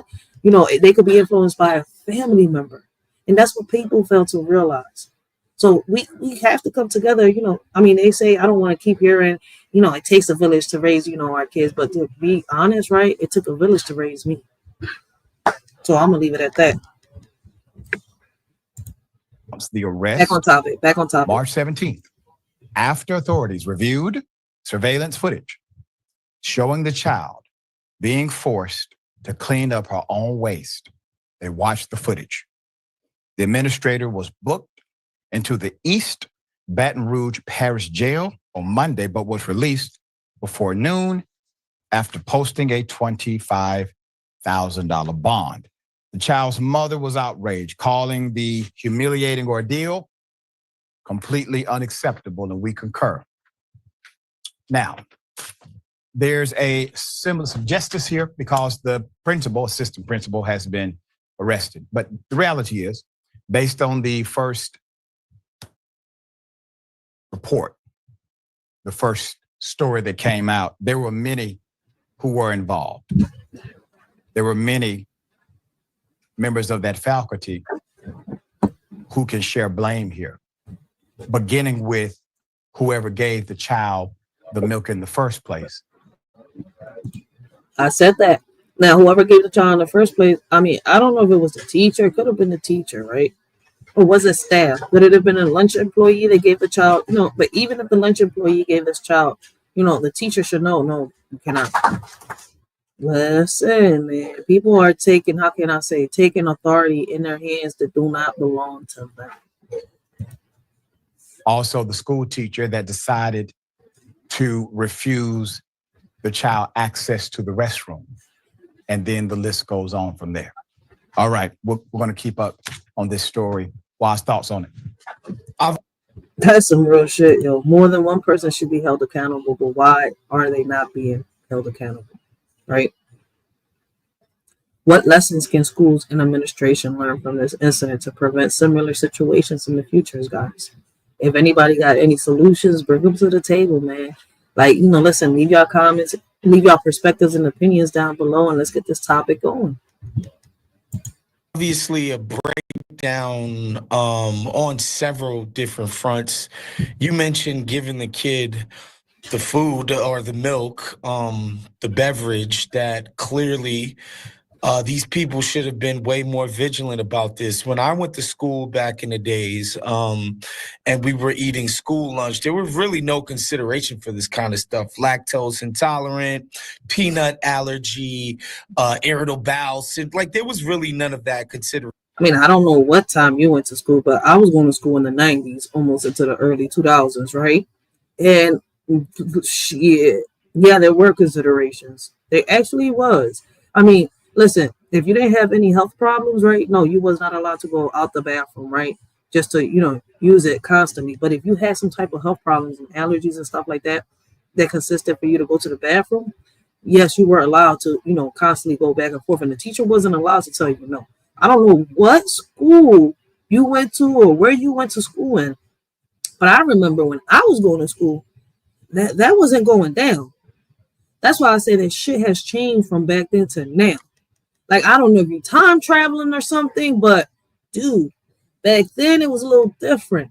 Teachers were different back then. So you had teachers that got fired just because they wanted to, you know, show the kids the real curriculum, teach them what real Black history was. So let's be real about this shit. I don't know, listen, but I'm gonna continue to listen to you. You got your opinion, I got mine. So I'm not, listen, I can't judge nobody. I'm just trying to figure out what school you went to. These days, people are supposed to be just way more hyper vigilant about this. This is something that comes with the training for teachers and administrators when they're dealing with young people. Like, this is just obvious negligence on their part. And to then, you know, compound this by utterly embarrassing and abusing this kid and putting them through this horrible ordeal where you don't let them go to the bathroom when they ask you. And now you're pretending it's their fault, like they did it on purpose. Just a breakdown of epic proportions. I would hope not just this teacher gets dealt with, but the many people who didn't intervene on behalf of this young person, vulnerable person. Our most vulnerable people in the society are young children who we're tasked with, you know, lifting up and taking care of. And these folks decided to go ahead and do the opposite. Yeah, and continue to double down on it after they realized what happened. This is why I say more of us parents need to come together. But hey, I guess people, you know, think that unity crumbles instead of, you know, us conquering when we're united. See, united we conquer, divided we crumble, man. You know, with that being said, do y'all think that this case reflects a larger issue in how schools handle children with special needs or medical conditions? Why or why not? So, you know, those of y'all that are interested, leave your comments down below and let's get this discussion started, man. Because, you know, this right here, this one question right here, right? The broader implications right here, right? Do y'all think that this case reflects a larger issue in how schools handle children with special needs or medical conditions? Why or why not? I would love to hear your solutions, your opinions when it comes to this topic right here, right? So let's get the discussion started. And like before, man, maybe this right here will help me bring something to the table when I do go to these community meetings. And for those of y'all listening, man, March 22 here in North Philadelphia, we won't be having the block captain rally, right? So for the leaders of our communities, right, the rally will be on March 22nd. Make sure y'all attend, man, and let's do what we got to do as leaders of our communities. Let's move on to the next topic, yo, but give me 1 second. I got to do something real quick.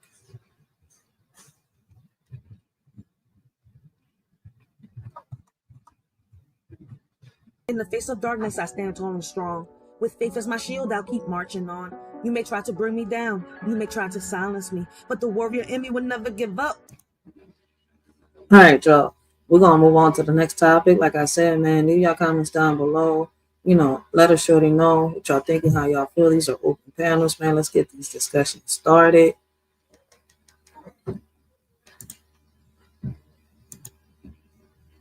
So we got, you know, the case of an 11-year-old who takes her own life, right? We got deportation threats from classmates push 11-year-old to the edge. Jocelyn Rojo Carranza, 11, took her own life after Gainesville intermediate school students allegedly threatened to have her family deported. Damn. Man, I really feel bad for the children of, you know, the immigrants that are here, right? Even though I'm not going to sit here and say, look, listen, like, I'm not going to sit here and deny the fact that, right, I'm not against what Trump is doing. Do the politics belong in our schools? No. That's one thing that should not be involved in our schools is the politics, right? Why is this hitting the schools the way it is? Could it be social media, right? The cause of these actions, right? Could the media outlets be stirring up trouble? Putting, you know, how can I say, battery packs inside people and hyping them up, right? Have them on go mode, because of this immigration situation, right?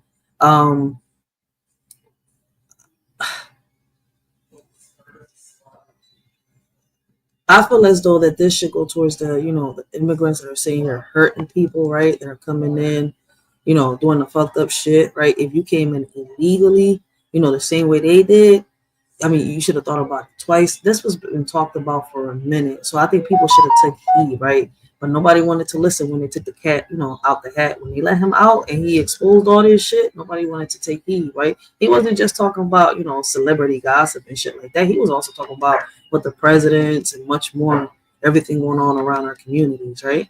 Hey, but they didn't want to take heed, to the advice he was given. So at the end of the day, it's crazy. The same people that are getting deported were also somehow, some way, the same people that was allowed to vote for him.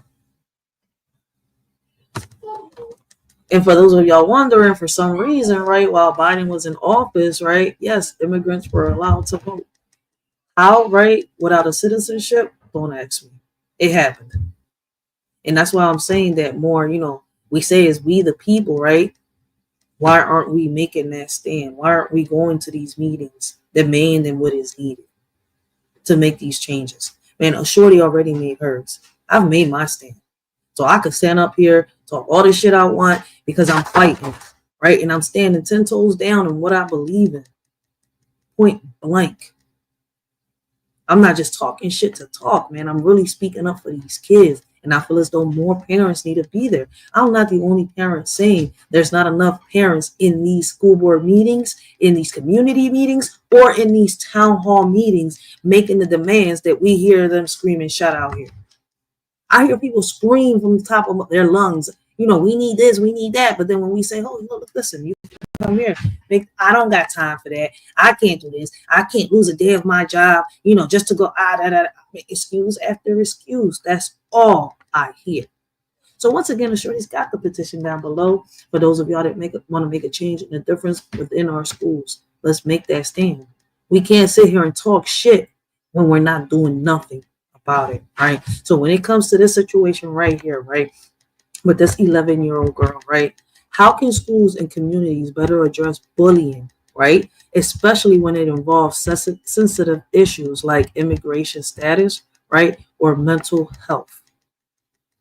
So I'm not just involved in, immigration status. I'm also involved in the mental health, right? Because the petition that I got down below, right, are for kids that are getting bullied, right, with special needs, mental health, and even kids that don't have none of the above. Because there are kids, right, they don't have these issues, but it so happens they're, part of a low income family. Some of them have, pass me downs, right?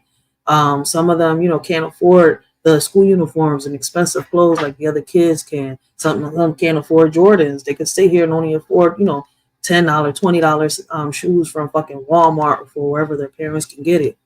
So we're having issues like that in our schools. But this situation right now is with the immigration status. But I got to also involve the mental health.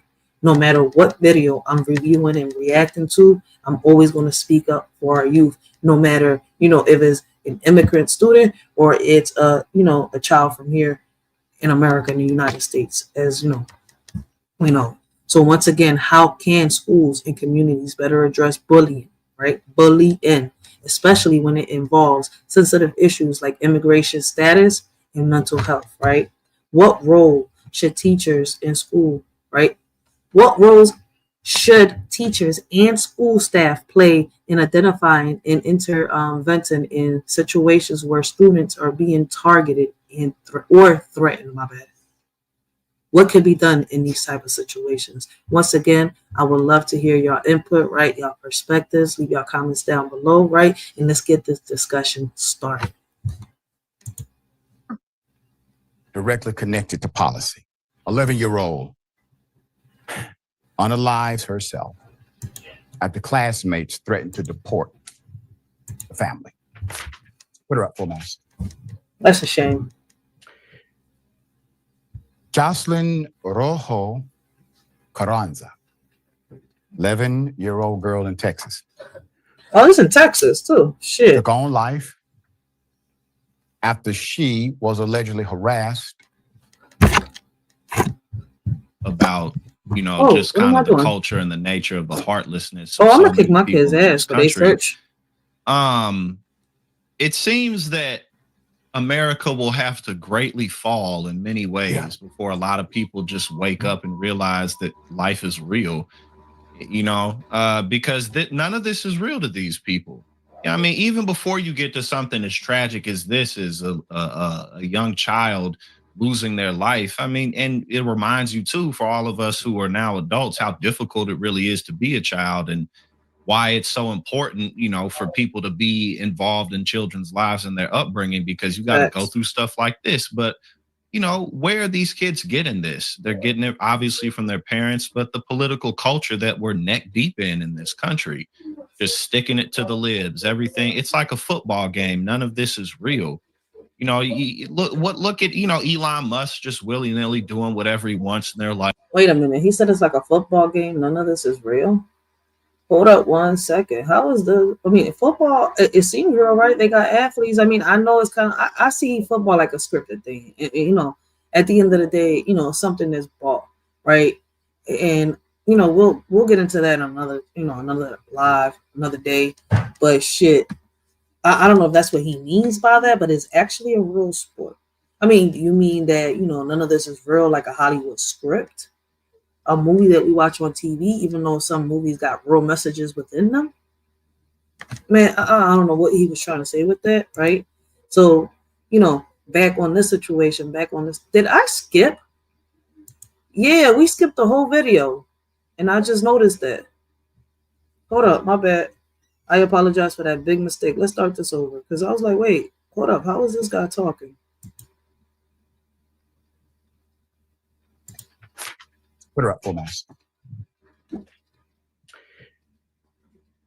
Jocelyn Rojo Carranza, 11-year-old girl in Texas, took on life after she was allegedly harassed by classmates who threatened to call the authorities and have her family deported. Jocelyn was a 6th grade student at Gainesville Immediate School. Here's her mother. Her mother is Marbella Carranza. She told Univision that her daughter endured bullying from classmates who taunted and threatened to notify immigration and customs enforcement. 6th graders did this. Jocelyn reported this to the school on multiple occasions, but her mother says no action was ever taken. And that's something that has to be done, right? When parents come to these schools and they complain about their child being bullied, there's no way, there's no reason why, the schools, right, the school board, the school districts should sit here and play ping pong with a parent, bounce them all around the freaking world before the parent could sit here and receive any type, of, how can I say, justice for their child or any type of response for their child. Like something, something got to get done. But how can it get done? Oh, my bad. It takes us.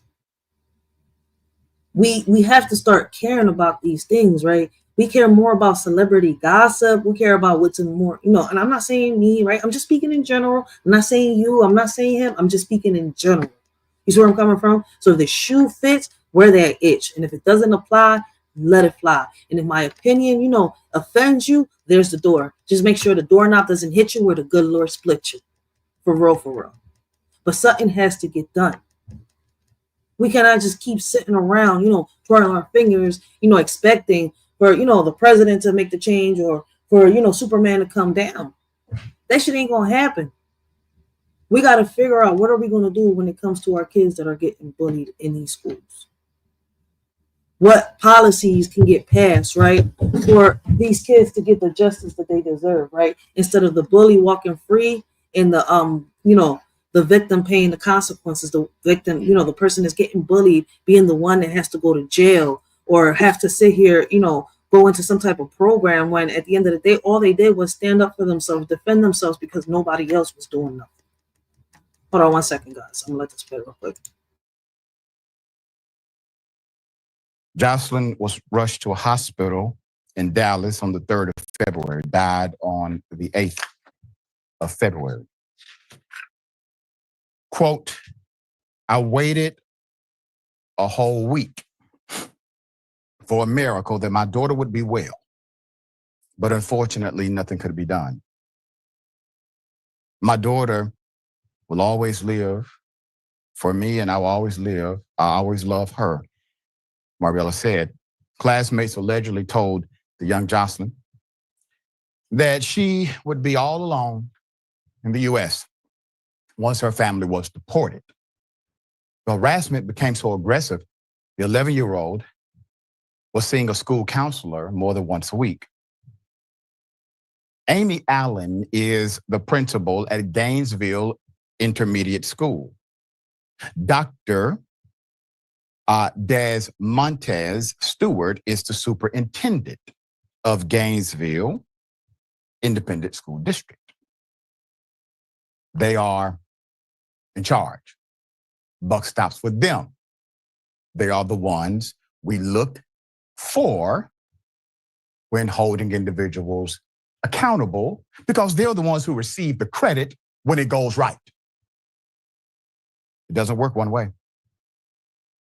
The 6th grader's death comes amid an aggressive push by the Trump administration to deport human beings who are here in the United States. They would deem it illegally. On Tuesday, the White House posted a video of migrants being shackled and being boarded onto a plane bound for an unknown destination. Here's that video.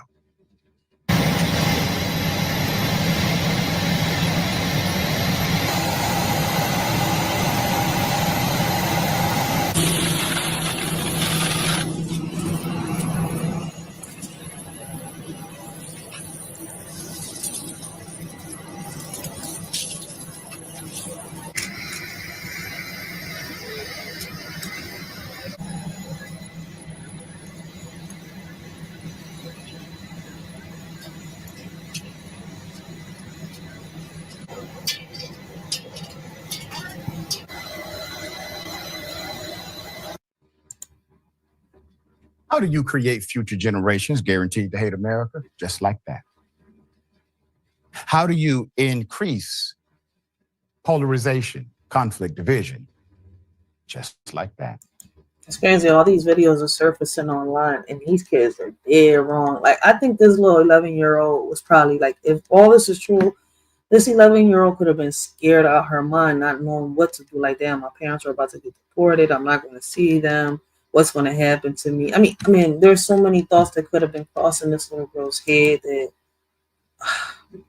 I don't understand. Like, something got to be done when it comes to the bullying in our schools, right?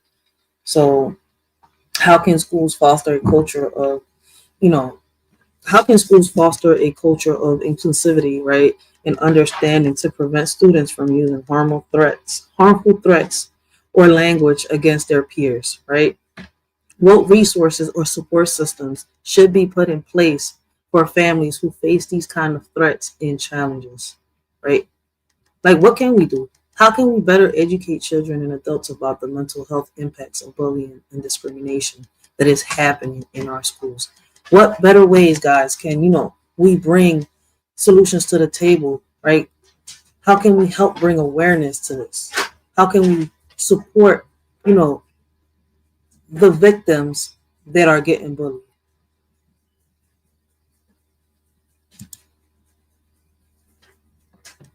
As a reminder, here's what the White House posted, the official White House the fuck? Instagram page. Roses are red, violets are blue. Come here illegally and we'll deport you. Here's some of the responses online to the tragic story you just heard about. Members of MAGA. Was the kid illegal? I don't know. Listen, because I was just recently learning that, you got kids that are illegal in the schools, right?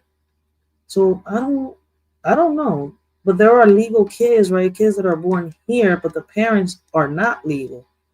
And what's crazy is, right, I forgot whose panel I was on. They brought this topic before, right? And, it's kind of true, and I agree with it. I forgot who the fuck said it, but I remember the topic. That's the crazy part, right? They were saying that, listen, they was against, people coming from, other countries, coming over here to have a baby, then to, that's how they sit here and they'll try to get their, citizenship. I mean, they shouldn't do that. I mean, they should do it the right way. And it was crazy. It's like I've said time after time, right? The people that got here illegally, right, trumped all the people that was in the list, right? They were supposed to get their visas and their green cards and all that. I was just trying to figure out how there's people that are in the list, right? People in the bottom of the list waiting to get to the top. People still on the top of the list that haven't been able to come from these countries over here.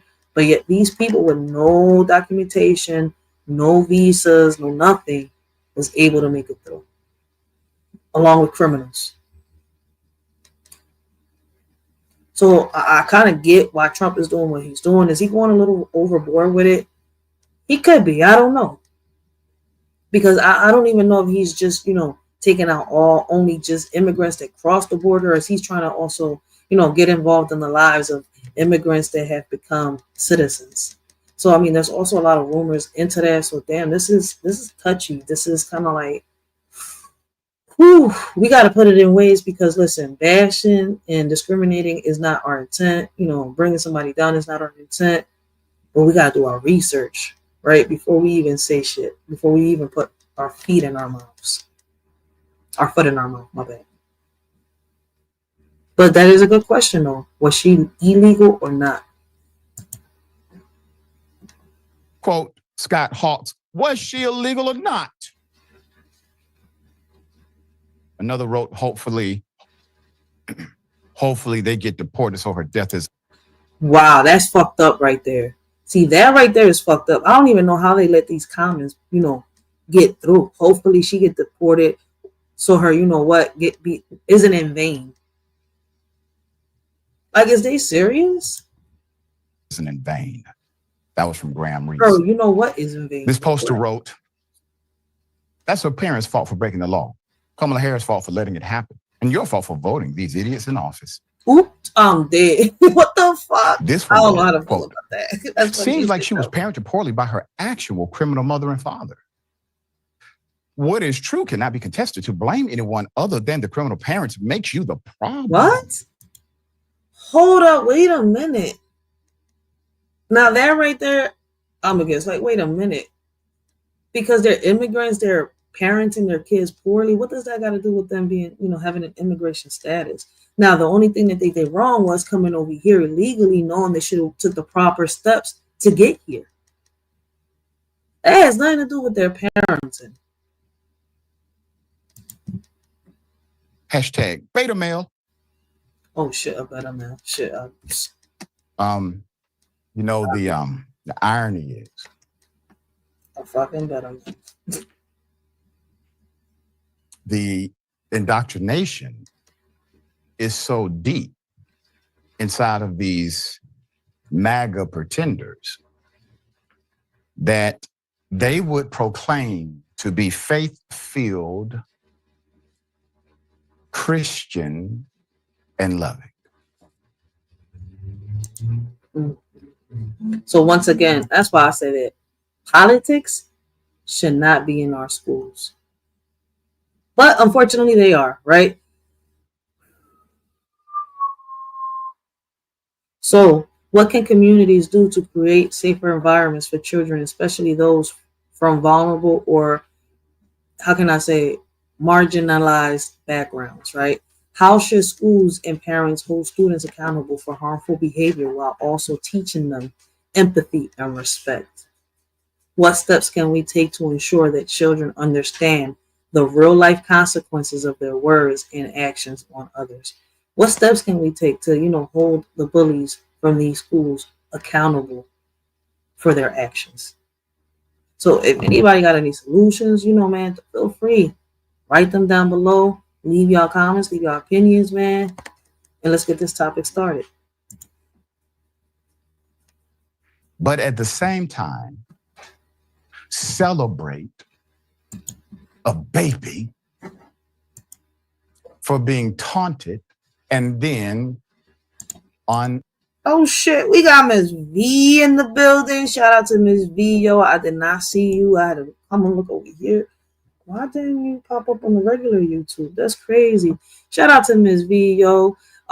Make sure y'all go check out Miss V, MTGV Crime Podcast. Great conversations, great topics, yo. I love the way she carries her crime podcast, yo. But she, you know, whether y'all like it, you know, whether people peep it or not, yo, it's a little more than just crime podcast because she brings awareness, right? She, you know, how can I say it? She gives advice. You see where I'm coming from? She has great conversations. So make sure y'all go check her out. Y'all will not be disappointed, yo. I love watching Miss V, especially while I'm cleaning. I'm on the go. Like, yo, her topics. Check her out. Y'all want these. You see, I was about to. I got all the thoughts running through my head. My bad. Make sure y'all go check her out. She won't be disappointed. She won't be disappointed. See? Y'all won't be disappointed. I need to stop stuttering. Get it together, Ray. Get it together. You're about to mess up. What's up with you, shorty? All right. Let's get back on topic. My bad. All right. So what steps can we take to ensure that our children understand the real life consequences of their words and actions on others, right? So what solutions can we bring to the table when it comes to the bullies, right? How can we hold them accountable instead of holding the victims accountable? Aliving herself. You see, there is zero evidence that any of the taunting was factual in nature. There is no deportation. Oh, wow. That doesn't matter. One way or the other, it shouldn't matter at all because life is life, right? Children are to be protected. And I say this often, I'm going to say it again, for those who have been so insensitive, and many of you claim to be part of the Christian evangelical movement, you do realize that your Messiah is a foreigner. And you do realize, for those of y'all that like taking the biblical, that you are promoting the adversarial point of view to the notion of unity or Christ consciousness. We're going to help this family. They have started a GoFundMe page. We're going to do what we can. All right. The page, Pray for Jocelyn Rojo. I encourage you to contribute if you're able. Share this message, share this post. How do we overcome this kind of heartlessness in our nation? Well, you do it by promoting and advocating for light. Facts. And this is light. Unfortunately. And for those of y'all, man, once again, y'all see right there, I have it pinned in the on the screen. Hopefully y'all can see it, right? I have a petition. Once again, change.org, right? If you in the United States, you have a zip code, you are able to sign this petition. You are able to sign this petition and help a shorty be the voice that we need to be for our kids, right? We're going to get cameras in there, you know, in these schools, in each and every one of these classrooms, right? We're going to have deeper backgrounds on, you know, the employees and staff of, you know, the Board of Education, right? For these, in each and every one of these schools, right? Get, you know, more security guards in our schools, and, you know, get more involved in our kids' lives, right? We got to see what's going on in these classrooms. Why should we give, you know, these teachers, complete strangers, so much trust, so much privacy, right? For 6 to 8 hours out of 5 days out of the week with our children. Why are we doing that? We should be able to know what's happening in these classrooms. And when it comes to the majority of these teachers, right, they get protected by these schools. And what's crazy is, right, it was said to me by a judge, right? It was said to me, like, yo, listen, these teachers are protected. People don't believe it, right? You got the teachers unions and stuff like that. But then we got good teachers that are out here that fight. They even fight the teachers union, right? They fight the school board, right, for our kids. So shout out to those teachers that by any means necessary, right, they have a passion for teaching.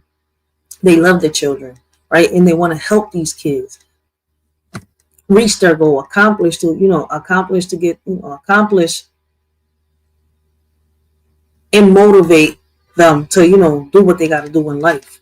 But we got teachers out here that I'm trying to figure out, why are they in the school system? We got principals out here. Why are they in this type of field? If they don't even got patience for kids, they can't even be around kids. And I feel as though, right, a lot of teachers before they come into this, education field should have deeper background checks and a mental health check, right? We should figure out, find out if they are capable to be in this type of atmosphere, or if they're, how can I say, if they got the capability to see, deal with our children in these type of atmospheres. My bad. I don't know why I'm stuttering like that, but I just want y'all to understand where I'm coming from, man. Like, if we don't make a stand, who is? If we don't make a difference and a change, who is? Because Superman, sure as hell, isn't going to save us or our children. We got to do it. And it starts, individually. You got to start in your own home. Fix whatever is going on in your own home. Handle what's going on in your own home before you can come outside and try to help the next mofo out here. You see where I'm coming from? So, I'm hoping y'all understand where I'm coming from. There's nothing that we can do.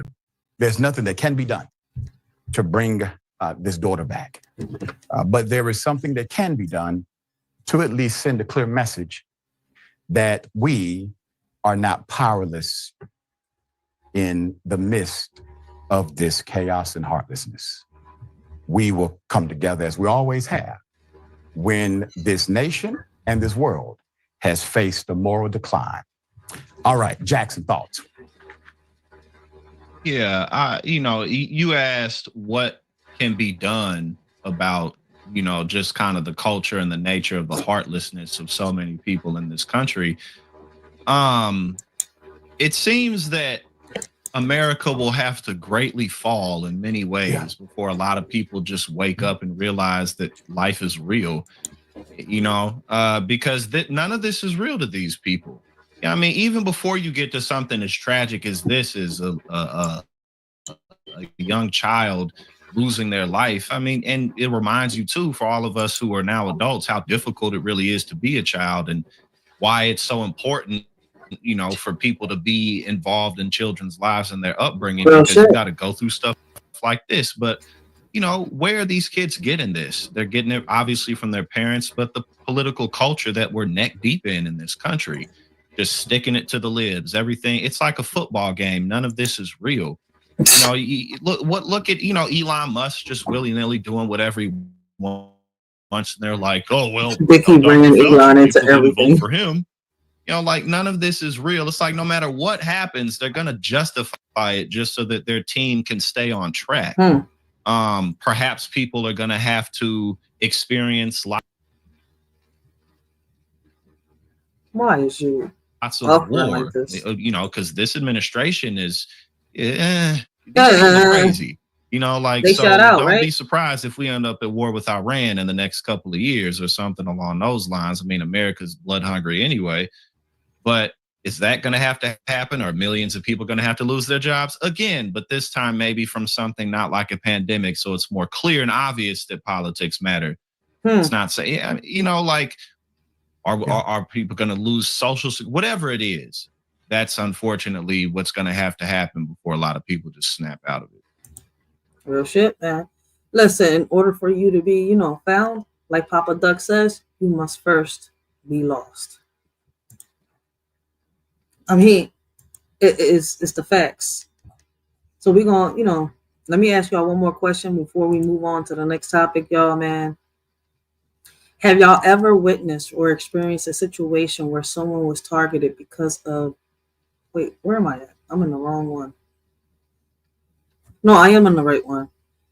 I got to make sure that the questions that I'm asking is the ones that I got prepared for each topic. Hold on. Okay, here we go. Have y'all ever witnessed or experienced a situation where someone was targeted because of their background? How was it handled and what could have been done differently? What changes would you like to see in our school? What changes would y'all like to see in our schools, communities, or policies to prevent tragedies like this from happening again? And once again, for us to make this right, and I call it's called a call to action, right?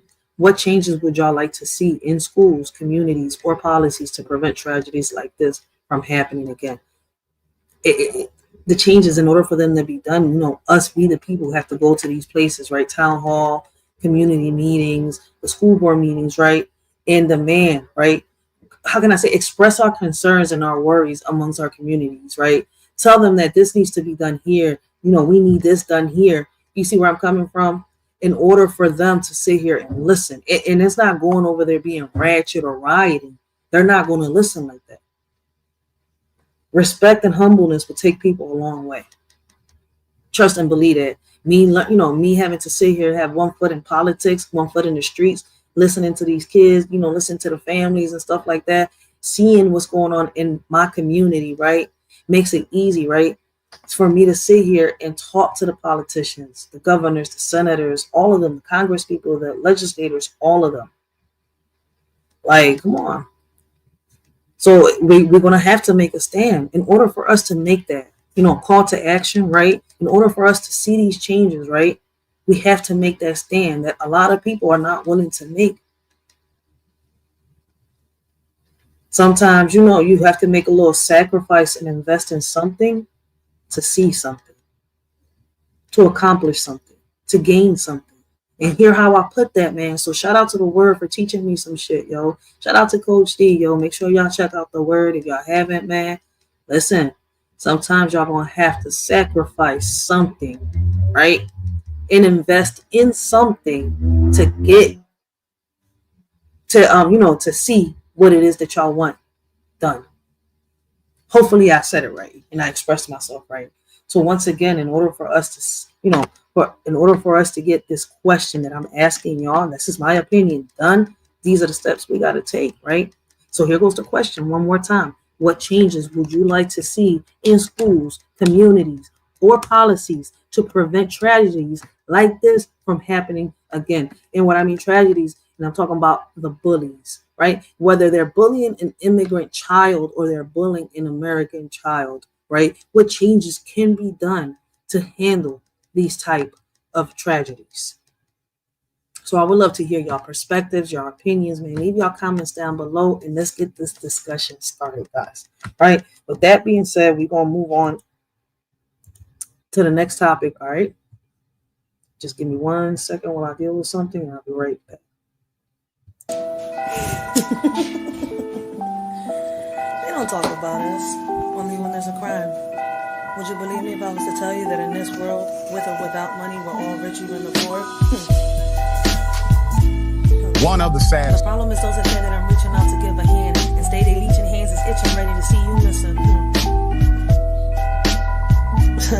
Well, I think I went to write. Something inside me told me I can freestyle or I can rap. I can go with a rhythm that can make you dance. Tell you what I see on a daily, tell you everything's okay just to avoid dilemma. Or I can simply bring you something positive to the table and warn you of the ongoing problems that we're having. Instead, I have to reach out to my conscience once again as I watch the crime and the violence rise and the kids lose their innocence. Now the concept of forming a home day by day loses its essence. They don't want to hear that. Can't keep my arms crossed in front of the system. If I don't do something, I'm also part of the problem. As guilty as the one that pulls the trigger, like the person in the crowd that hits the record button on their phone to expose a lie instead of the truth for clout. They need 1,000 views. The government doesn't have a solution. The problem started when we took God out the equation. The problem ain't us celebrating. The problem is that we're a nation divided when we should be a nation united and praying. That's how we live today. When problems occur, we come up with a meaning. Laugh a little, care in the world as if it ain't even a thing in this world. If it's like this today, I don't want to see the future. Because nowadays, they'll make a meme out of a person that can't even see the day of light no more. What makes you think they care? They can't even break bread at the table. I don't know how you want to be rappers and lyricists can go on with life, living on an illusion with nothing good to write. Talking about killing someone, selling drugs with pride, until the scripts are flipped and it's someone you love dies. Right? This ain't solved by activating the National Guards and going behind bars. This is deeper. This is me and you. And they say as time pass by, we'll heal everything. Shit, you wear these scars. I seen time flash by and never feel everything. You get me on standby, ready to kill everything. Alone in the mirror, looking at myself, say, girl, you're everything. You don't need for anything, shorty. So unless you walk a mile in my shoes, don't say anything. Just take a minute and listen so you can consume everything. Me and you are not the same, so make sure you look both ways when you cross me, and that's on everything.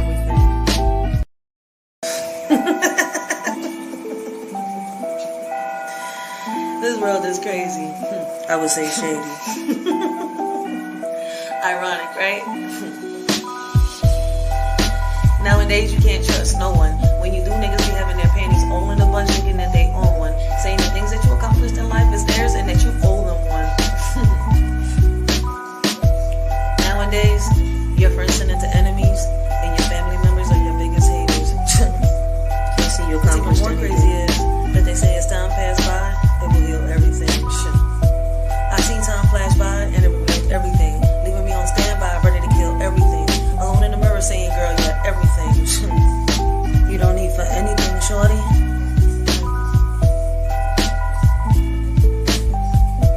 So if you haven't walked them all in my shoes, take a minute and listen so you can consume everything. Me and you are not the same, so make sure that when you cross me, you got motherfuckers talking about that they want to make a change, they want to make a difference, but still stuck in the same phase. You got motherfuckers talking about that they want to chase a bag, but stay at home and nag.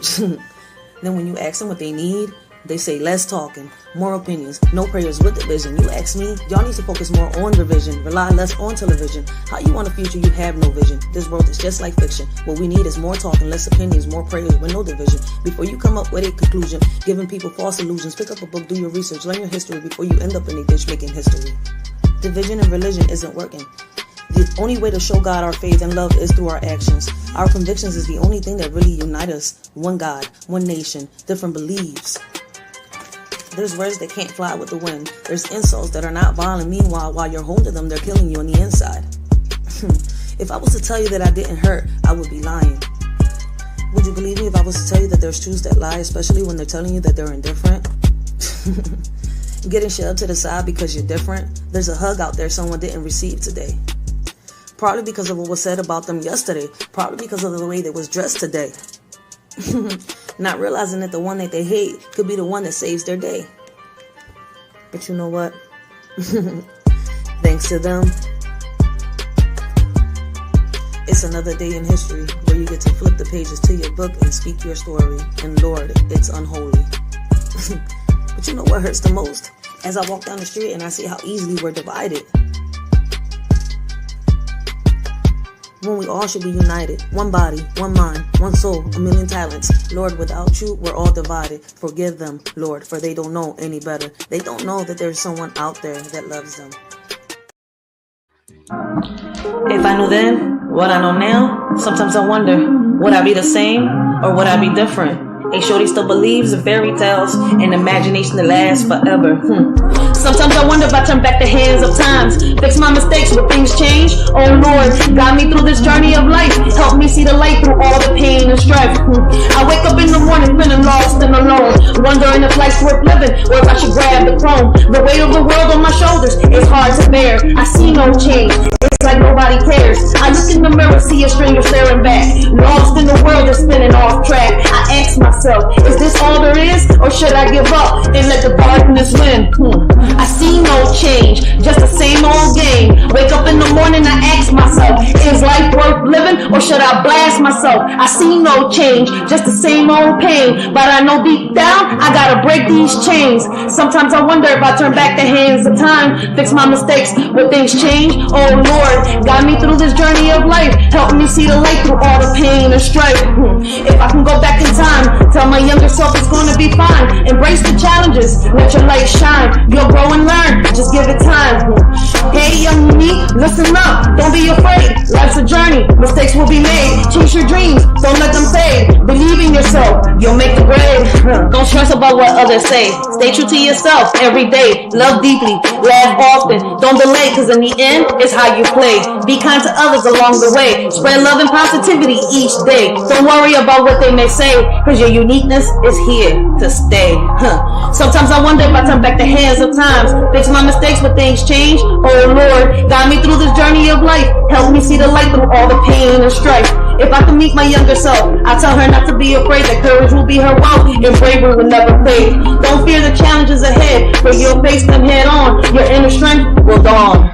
You'll grow up to be a warrior, standing tall, unafraid and strong. A parent, a role model, in this fire, fighting for what's right all along. Sometimes I wonder if I turn back the hands of time, face my mistakes, will things change? Oh Lord, guide me through this journey of life. Help me see the light through all the pain and strife. Looking back on all the roads I've traveled, regrets and lessons learned along the way, but still holding on to hope and faith that with God's grace, a brighter day will come our way. I see no change at all. I'm stuck in this cycle, feeling so small. I ask myself, is this all there is, or should I just end it all with a final kiss? I try to stay strong, but it's getting harder each day. The pain and the struggle won't seem to go away. I'm tired of the lies, tired of the deceit. I see no change, just defeat after defeat. I wake up in the morning feeling lost and alone, wondering if life's worth living or if I should grab the throne. The weight of the world on my shoulders is hard to bear. I see no change, it's like nobody cares. Deep down I know I must fight. I won't let the darkness consume me. I'll shine my light, I'll rise above the pain. I'll break free from these chains. I'll find my purpose and I'll make a change. Sometimes I wonder if I turn back the hands of times, fix my mistakes, will things change? Oh Lord, guide me through this journey of life. Help me see the light through all the pain and strife. Sometimes in life we make so many mistakes, and we think that when we fall, we're not able to get up. We listen to those that, talk in our ear, tell us that they, are there for us. And at the end of the day, what's crazy? A friend ain't nothing but $1 in your pocket. Family is what you make of it. Family is not who you're born into. Alright? So we need to pick ourselves up and do what we gotta do. Life is not for you to sit around and wait for Superman to come and save you. Only you can save yourself. Just like that.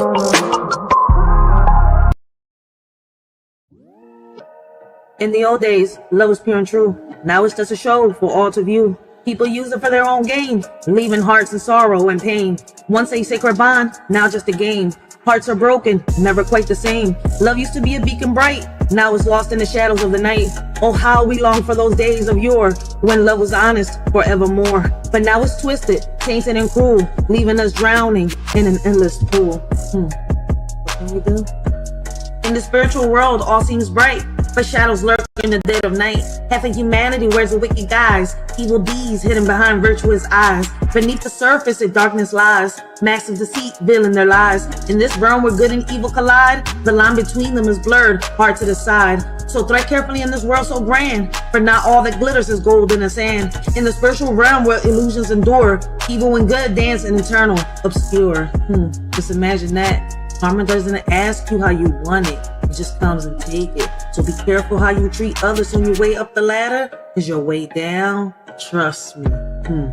In a world of empty stares, fake love fills the air. Sincerity's distant glare, leaving hearts in deep despair. Truth is lost in a web of lies, hiding behind deceitful eyes. Love that fades and slowly dies, leaving us with heavy sighs. Aching souls in a loveless land, yearning for a genuine hand, but fake love rules with cruel demand, leaving us to understand.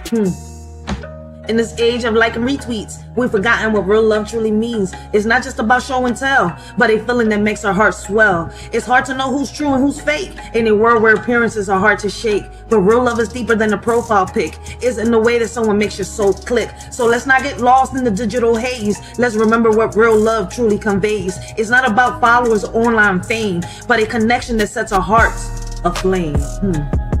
In this world of make-believe, they all wear a smile. But behind the scenes, it's just a clever guys, puppets in their show, dancing in their stage. We're all just pieces of their charade. Beneath their mask of joy lies the tangled web, where secrets and deceits are carefully bred. Their lovey-dovey act is just for display. We're all caught up in their twisted play. So let's break free from this illusion so grand and see through the facade with hearts unplanned. No longer pawns in their game of charade. Let's find our own path and not be swayed.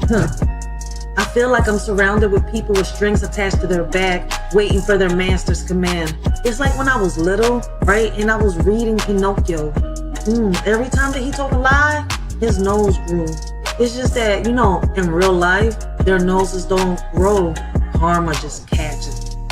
In the shadows we seek, a love so pure and meek, but all that's left is a ghostly echo, a memory bleak, longing for a bond that's true in this world so cold and weak, yearning for the love we knew before the all turned antique, lost in illusions of affection, bleeding like the mist, hollow hearts yearn for connection in a realm dismissed. seeking solace in echoes of the past where love truly exists. But all we find are mere reflections of what loved ones kissed. Amidst the ruins of our hearts, we search for something real. Yet all we grasp are faded echoes of what used to appeal. In this world where love has become just a commodity to steal.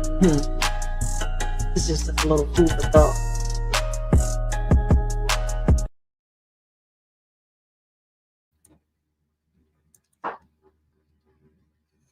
All right, my bad. We back. I apologize for that. Let's get back on topic. I apologize.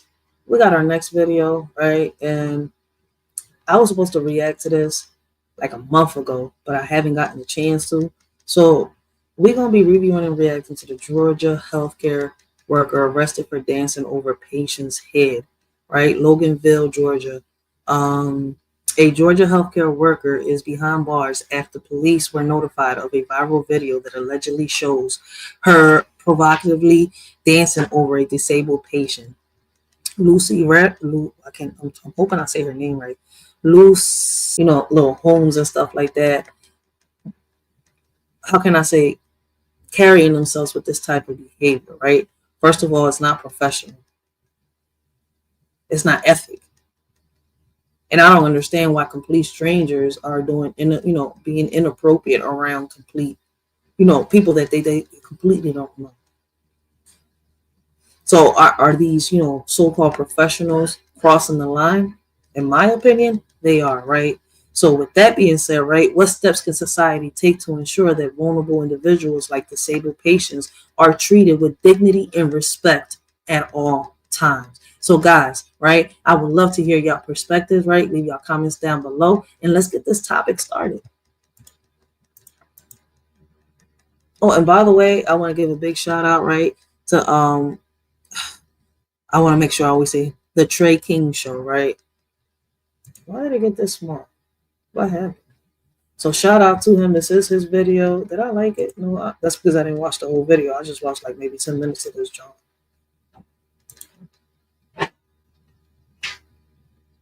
I said 10 minutes. I said 10 minutes. So, what?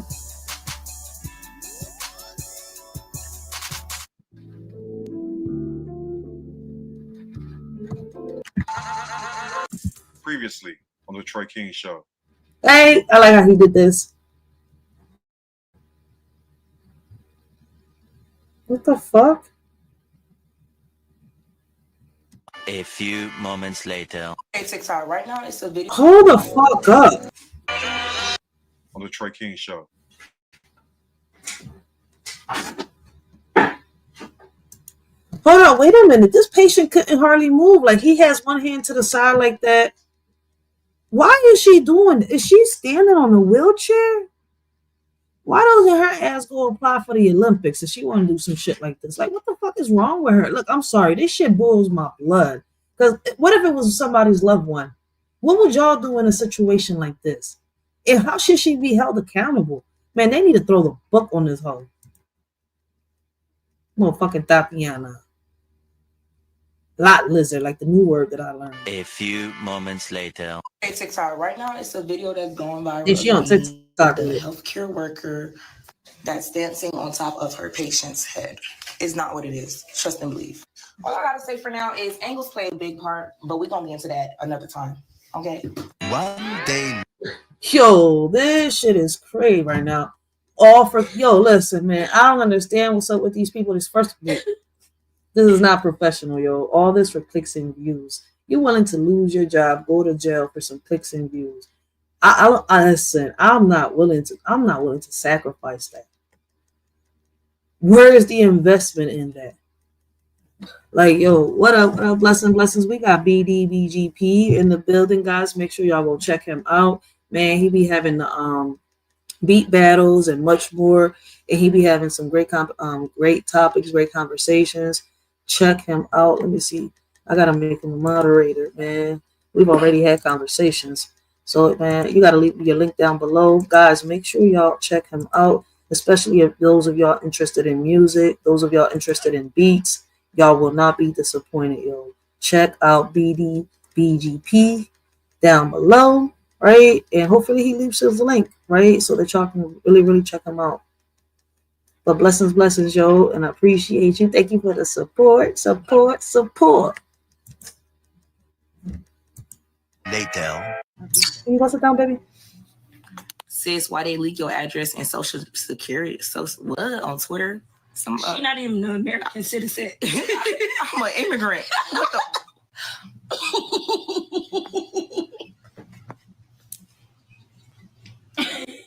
Yo, YouTube, what's going on? Tripic again, hit y'all another video. Hope y'all having a very great day. Hope y'all having a very great week. My day is going absolutely magnificent. Big shout out to all the channel members and subscribers to the Trey King Show family. And much love to each and every last one of you all. And you all, we have an update to a story I did Much love to you too, Trey King. where we had a young lady who was seen on video dancing over a disabled person's head. And now a lot of new revelations and a lot of new details came out regarding this story. And this heifer, as you all can tell, has been arrested. But before I dig into that part, I want to thank my channel members and also my subscribers for sending me this story. And also, keep these stories coming. Now, as you all may know, today is what? Wacky Wednesday. And this story is wiggity wag. Now, family, you gotta ask yourself one thing. Why would a person make a video just to go viral, just to get their dumb ass locked up? You know it's going to be one of those type of videos. Now, before I start this story, I want to tell you all something. I was going to make this video yesterday, but I had to go take my Corvette to go get inspected because I'm actually thinking about becoming a Lyft driver. Ain't that something, you all? But I'm telling you this right here. Look here. Man, go ahead, man. You should proceed to that, guys. But I'm going to fast forward a little bit. Hold on.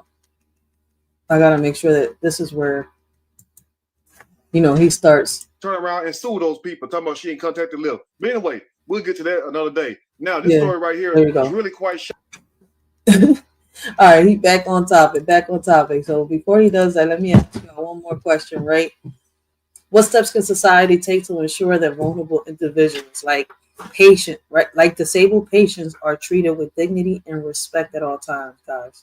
And I think I asked it, but I just want to make sure I say it so that y'all hear it.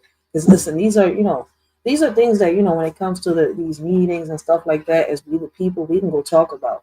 And we could input policies. You see where I'm coming from? But, I guess people don't want to hear that. But let's get back to, Trey King. My bad, Trey King. I apologize, yo. You be having some great videos, some great input. I appreciate it. Guys, make sure y'all go check him out. Trey King Show.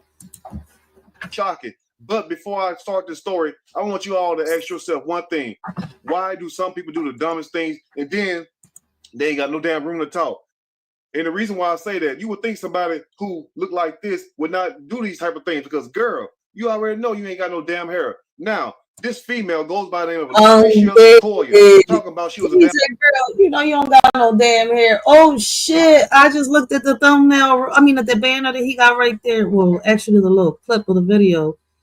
That is a thumbnail. Okay, so I'm not tripping. Look at her hair. Oh, she got a wig on over here. That's why.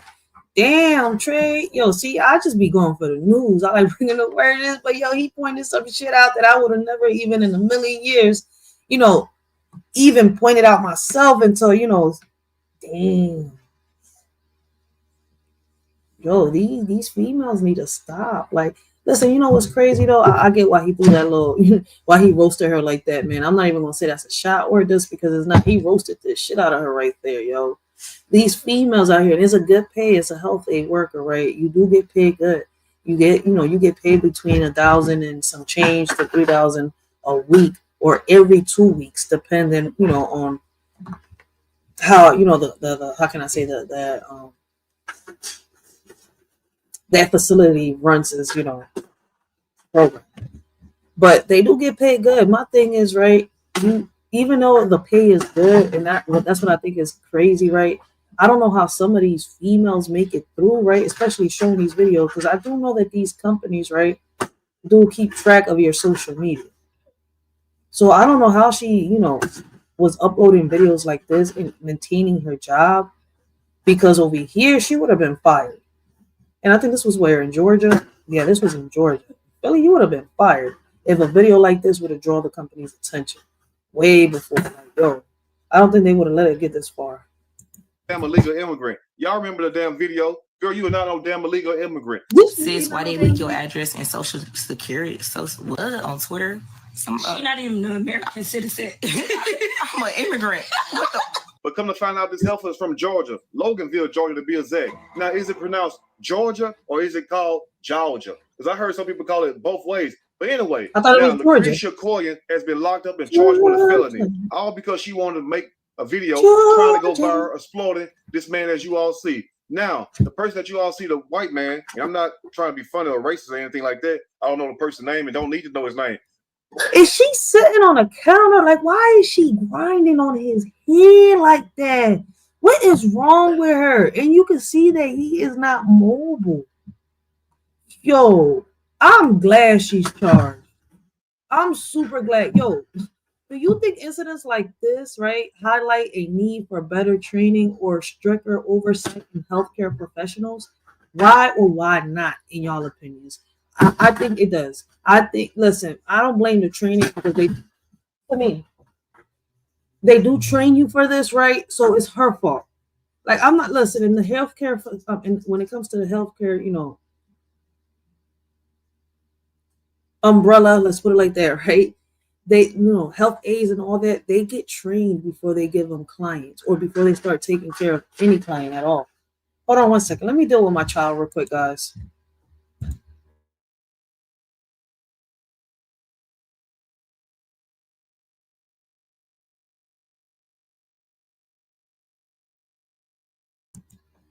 Well, kids be doing the darnest things to try to draw attention, right? But I feel as though that they need to throw the book too, but they not. They want to give her maybe a couple months, couple years.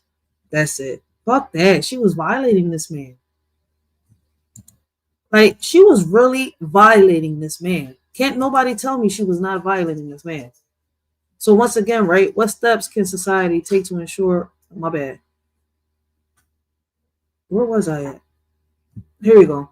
Do you think incidents like this, right, highlight a need for better training or stricter oversight in healthcare professions? Why or why not, in y'all opinions, right?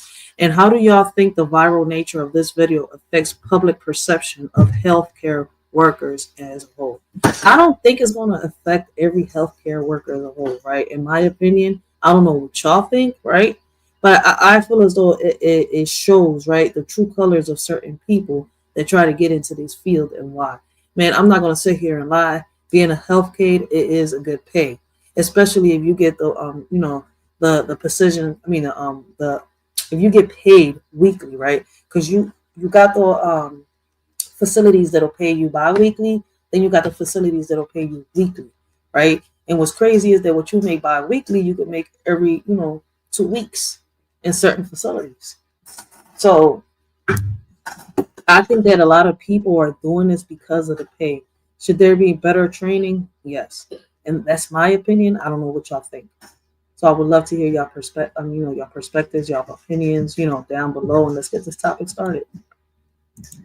But as you all see, the white man she's dancing over, his sister and also his nephew reached out to me.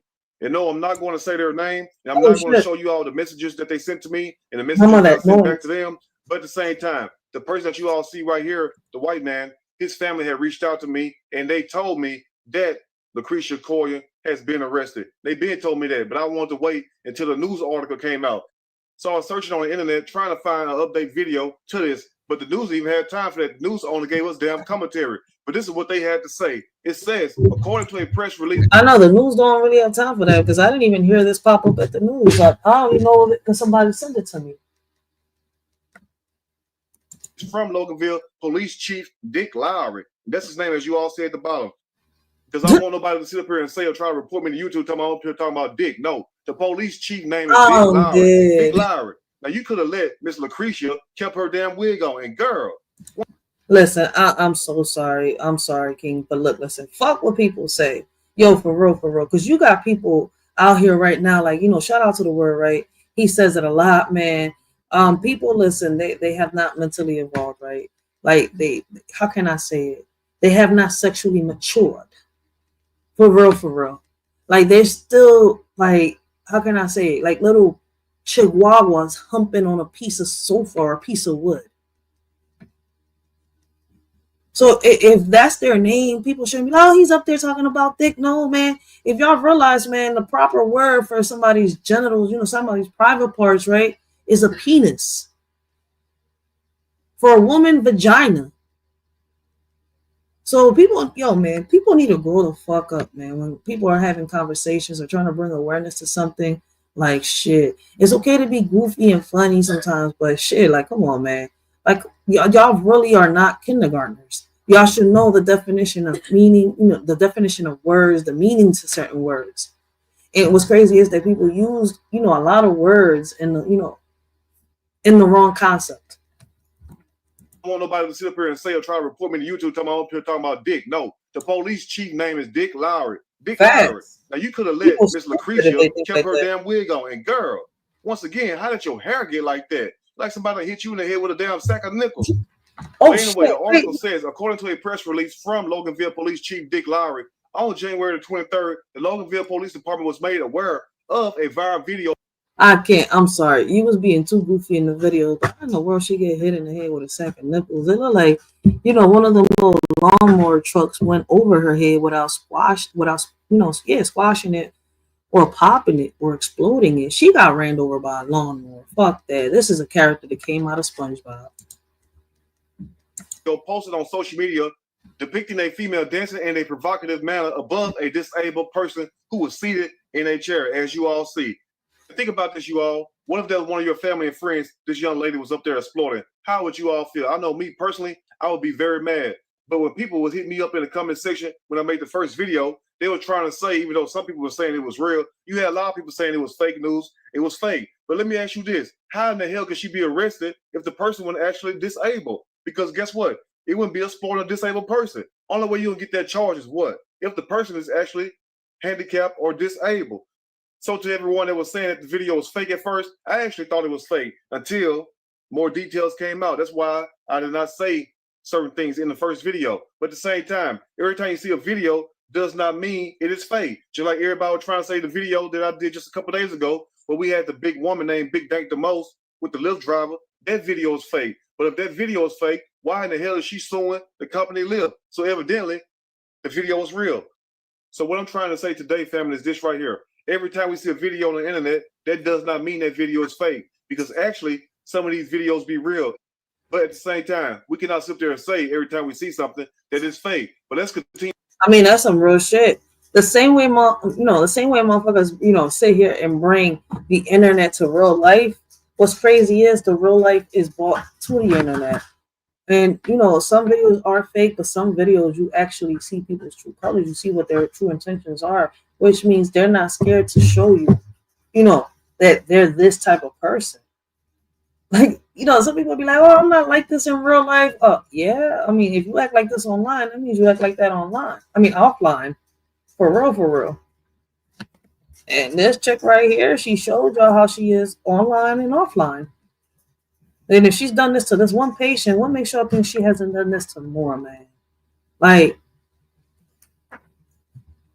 how do y'all think that, how do y'all think the viral nature of this video affects public perceptions of healthcare workers as a whole, right?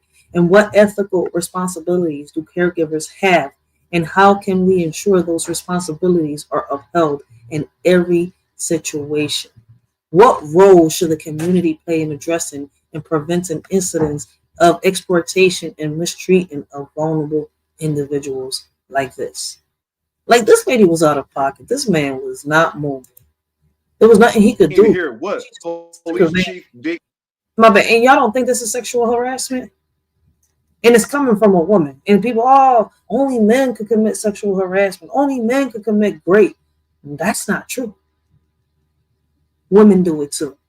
And this right here, perfect example of a woman committing sexual harassment, violating a man. And I think there's a few other words to it, but you know what? This got to be my last video because I got to, attend my shorty real quick. So this is our last video right here, y'all. I want to say more, but sometimes, we need to stay shut. I need to be a good girl today, all right? Dick Lowry had to say, and Dick, you need to give Lucretia a damn wig. And girl, how in the hell you gonna sit there and make a mug shot like that? How you go from looking like this, which you was already struggling then, but how you go to looking like this, then looking like that? Girl, And I bet you wish right now that you would have never made that damn video because, girl, they got you up here looking a hot ass mess. Yo, see, yo, these females be coming online catfishing, yo. They pretty as shit, right? When they online with all that makeup, all them wigs, fake eyebrows, not looking natural. But when they take all that shit off, when they take the transformation off, when they're tired of being Autobots and shit like that, yo. And you see who they truly, man, listen, that's why I love my natural beauty. Fuck that. Fuck all that makeup shit, plus it's going to break my skin out. Shit. I already break out because I can't stop eating mayonnaise in my sandwiches and certain things, man. For real. Certain foods I love, I just keep eating and I know it's going to give me pimples. Like, I think it's mayonnaise and I forgot what else. But shit, I'm not eating no damn burgers, steaks, or, regular sandwiches with no man. I gotta have mayonnaise. Like, I don't know. Shit. But other than that, if it wasn't for me not cutting the mayonnaise out in my life, shit, I wouldn't have no pimples. But fuck that, pimples and all. When I do get them, I'm still beautiful, baby. Like this, right? You won't catch a man ever trying to roast me. Ever. I don't think so, unless he on some hating shit and he gay. My bad. Unless he's hopping on rainbows. On some real shit. But let's hear what else Police Chief Dick Lowry had to say. He says this right here. A criminal investigation was initiated, which resulted in the execution this morning of a search warrant and an arrest warrant for the female who was identified as Lucretia Coyan, 19 years old, of Loganville, Georgia. Come on, she a damn immigrant. Girl, you ain't no damn immigrant. She's not even an American citizen. I'm an immigrant. What the? But anyway, in closing, she's trying to pull a Police Chief Dick Lowry have to say. And Police Chief Dick Lowry, can you please give Lucretia a damn wig or at least give her some damn curl activator or something? He says this right here in closing, family. He need to give her some aloe vera, put that shit on her hair, mixed with some coconut oil. For real. Yeah, put some tea tree oil in that jar, man. Help that shit grow. Says a criminal investigation was initiated, which resulted in the execution this morning of both a search warrant and an arrest warrant for the female who was identified as Lucretia Coyan, 19 years old. Girl, you done already messed your life up. Of Loganville, Georgia, not Ghana, not damn South America. You got the nerve to want to sit up here and tell us, girl, that you a damn immigrant, and come to find out you was born and raised in God no name, we're just from Compton. Not Compton, in Georgia. However you all say Georgia.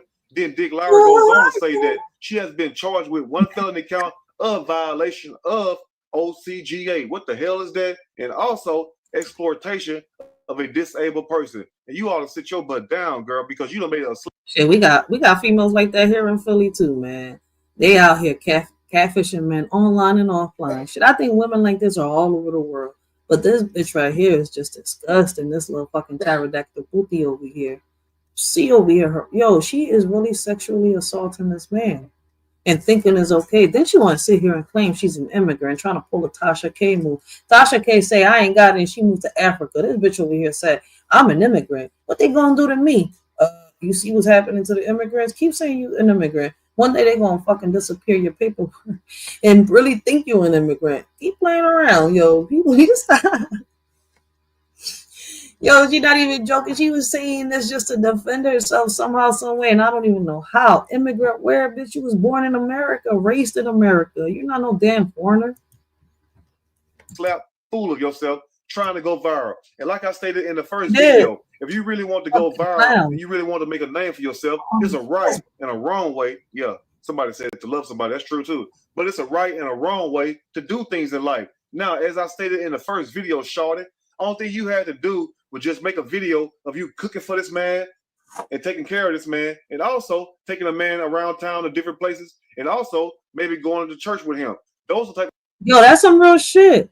Why? Listen, I used to do it. Like before I came onto YouTube and stuff like that. When I was being a health care worker, I used to go live and I used to, show what I was doing with my patients and stuff like that. Are the videos up? No, because little by little, I'm deleting every video off my Facebook and I'm gonna delete that John completely. But I want to make sure everything is off that John. But anyways, my whole point is, right, why can't we start doing that? Shit, if I had a client right now, I'd be showing motherfuckers, look, as a health aide, this is our job. You know, these patients need this, and that. Like, come on, not to sit here and abuse our patients and then show that shit. Like, come on. Like, this bitch was bold, straight, you know, in and out. She's heartless, cold. Like, they need to lock her ass up and throw away the key, fucking perverted ass hoe. Pterodactyl booty. Type of videos that would have made you popular, and those are the type of video people would have gravitated toward. Yes, you cannot sit up here and exploit somebody, and then got the nerve. Number one, you just start with the first video with the white man, and no disrespect, but you also double back and made another damn video. Oh, you all snap. see. Now you would think that you would have learned your lesson the first damn time, but evidently you thought this internet thing was a game. No. Screw this. If she's capable of doing this right in front of the cameras, what is she doing behind the cameras? She's doing way more than what we think. And I don't know if people it. And listen, shit is obvious. It's obvious. It's right there. She thought this shit, okay, let me just show something innocent. But what is she doing to these patients offline when the camera is not rolling? Yo, I want to pull this hoe out the camera so bad and just fucking pimp slap her. Fuck that. I want to, you know, tie her up to a car and drag her from corner to corner. Hopefully she hit hopefully she hits a couple fire hydrants on the way. Bump her head in them. Like, yo, what lessons can healthcare institutions and caregivers take from this incident to prevent similar situations in the futures? What type of policies should be, you know, implemented, right, when it comes to the healthcare system, right, in these type of situations? How can society balance holding individuals accountable for their actions while also allowing room for personal growth and redemption? This bitch don't need no redemption.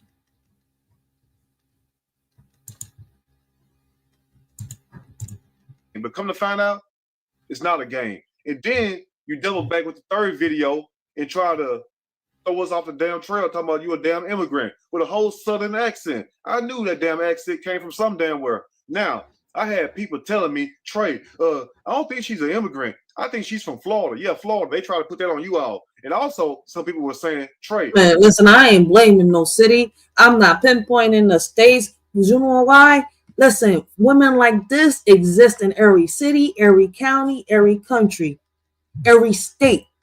It don't matter what community you in, you're going to find yourself a couple bitches like this. Fucking pterodactyl booties that belong to be flushed down the fucking toilet.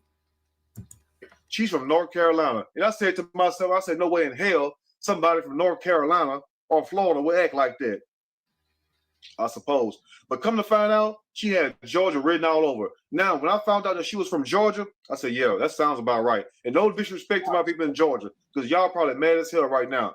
But in closing, why would you sit up there, number one, and exploit this man? And also, what in the hell made you think that it was cool to sit up here and make a video dancing behind a disabled person who is obviously not in his right mind? What made you think all of this was okay? What made you think the society that we live in, even though we accept a lot of damn things, what made you think that we will accept that? And come to find out, Shorty, the joke is on you at the end of the day. And the reason why I say that, because you call yourself trying to exploit this person for views. But those same people that you were trying to impress and get views and clicks from, guess what? Those are the same damn people that snitched on you, Shorty. Those are the same people that told on you. That's why I tell you all. Be careful what you do on the internet, because guess what? What you say will and can be used against you in a court of law, as you all see. But you all take this as a lesson. Look here. If you want to go viral, do it a respectable way. There's a lot of different ways. There's 1,000 different ways that you can go viral. But don't let going viral get your ass in trouble and get my bad. Let me locked up. And also have you taking mug shots like this. And please, Police Chief Dick Lowry, in closing, give Lucretia Collier a damn wig, or at least give her a damn bandana. And guys, man, if you feel some type of way when somebody says the word dick, you should not be online. All right? So on that note, right, let me ask y'all my final question, right? Do y'all think that this case reflects a larger issue in how we treat and view disabled individuals in society? Why or why not? I would love to hear your comments down below. Let's get this discussion started. Trey King is funny as hell. Guys, this is all the time that I have for y'all, man. I want to say thank you, right, to everybody that's still here with me tonight, rocked out with me. Y'all could have been anywhere else today, but y'all chose to rock out with a shorty today. All right. I would love to hear y'all input in these, topics, right? Leave y'all comments down below. Let's get the discussion started. How much do we know about what's going on around us, and what changes can we make? And can we make the changes, united? Till next time, this y'all shorty Rachel. I hope all of y'all have a blessed. That was what's going on. You want to say bye, baby? Bye. Bye. I hope all of y'all have a blessed and humble afternoon. Continue to have a blessed and humble day, man. Oh, snap. We got the passer in the building, yo. Make sure y'all go check out Double Speak Telecast, yo. I love watching the passer, yo. Great conversations, great topics, man. You will never be disappointed when you watch, Double Speak Telecast, yo. Besides, him bringing awareness to a lot of topics, bringing you motivation. Yo, he has great conversations, y'all. So before I leave, I want to make sure, I let y'all know, go check out Double Speak Telecast, man. And on that note, guys, a shorty gotta go. All right. So stay blessed. Keep your heads up, man. And make sure that instead of worrying about celebrity gossip, worrying about what's in other people's pockets, see what type of changes, you could, make amongst your communities. And before you try to make these changes, right, remember that you have to sit here and first handle home before you sit here and think that you can help the next person out here in these streets. In the face of darkness, I stand tall and strong. With faith as my shield, I'll keep marching on. You may try to bring me down, you may try to silence me, but the warrior in me will never give up. You'll see, through trials and tribulations, I'll keep the fight alive. With courage in my heart, I will continue. In the face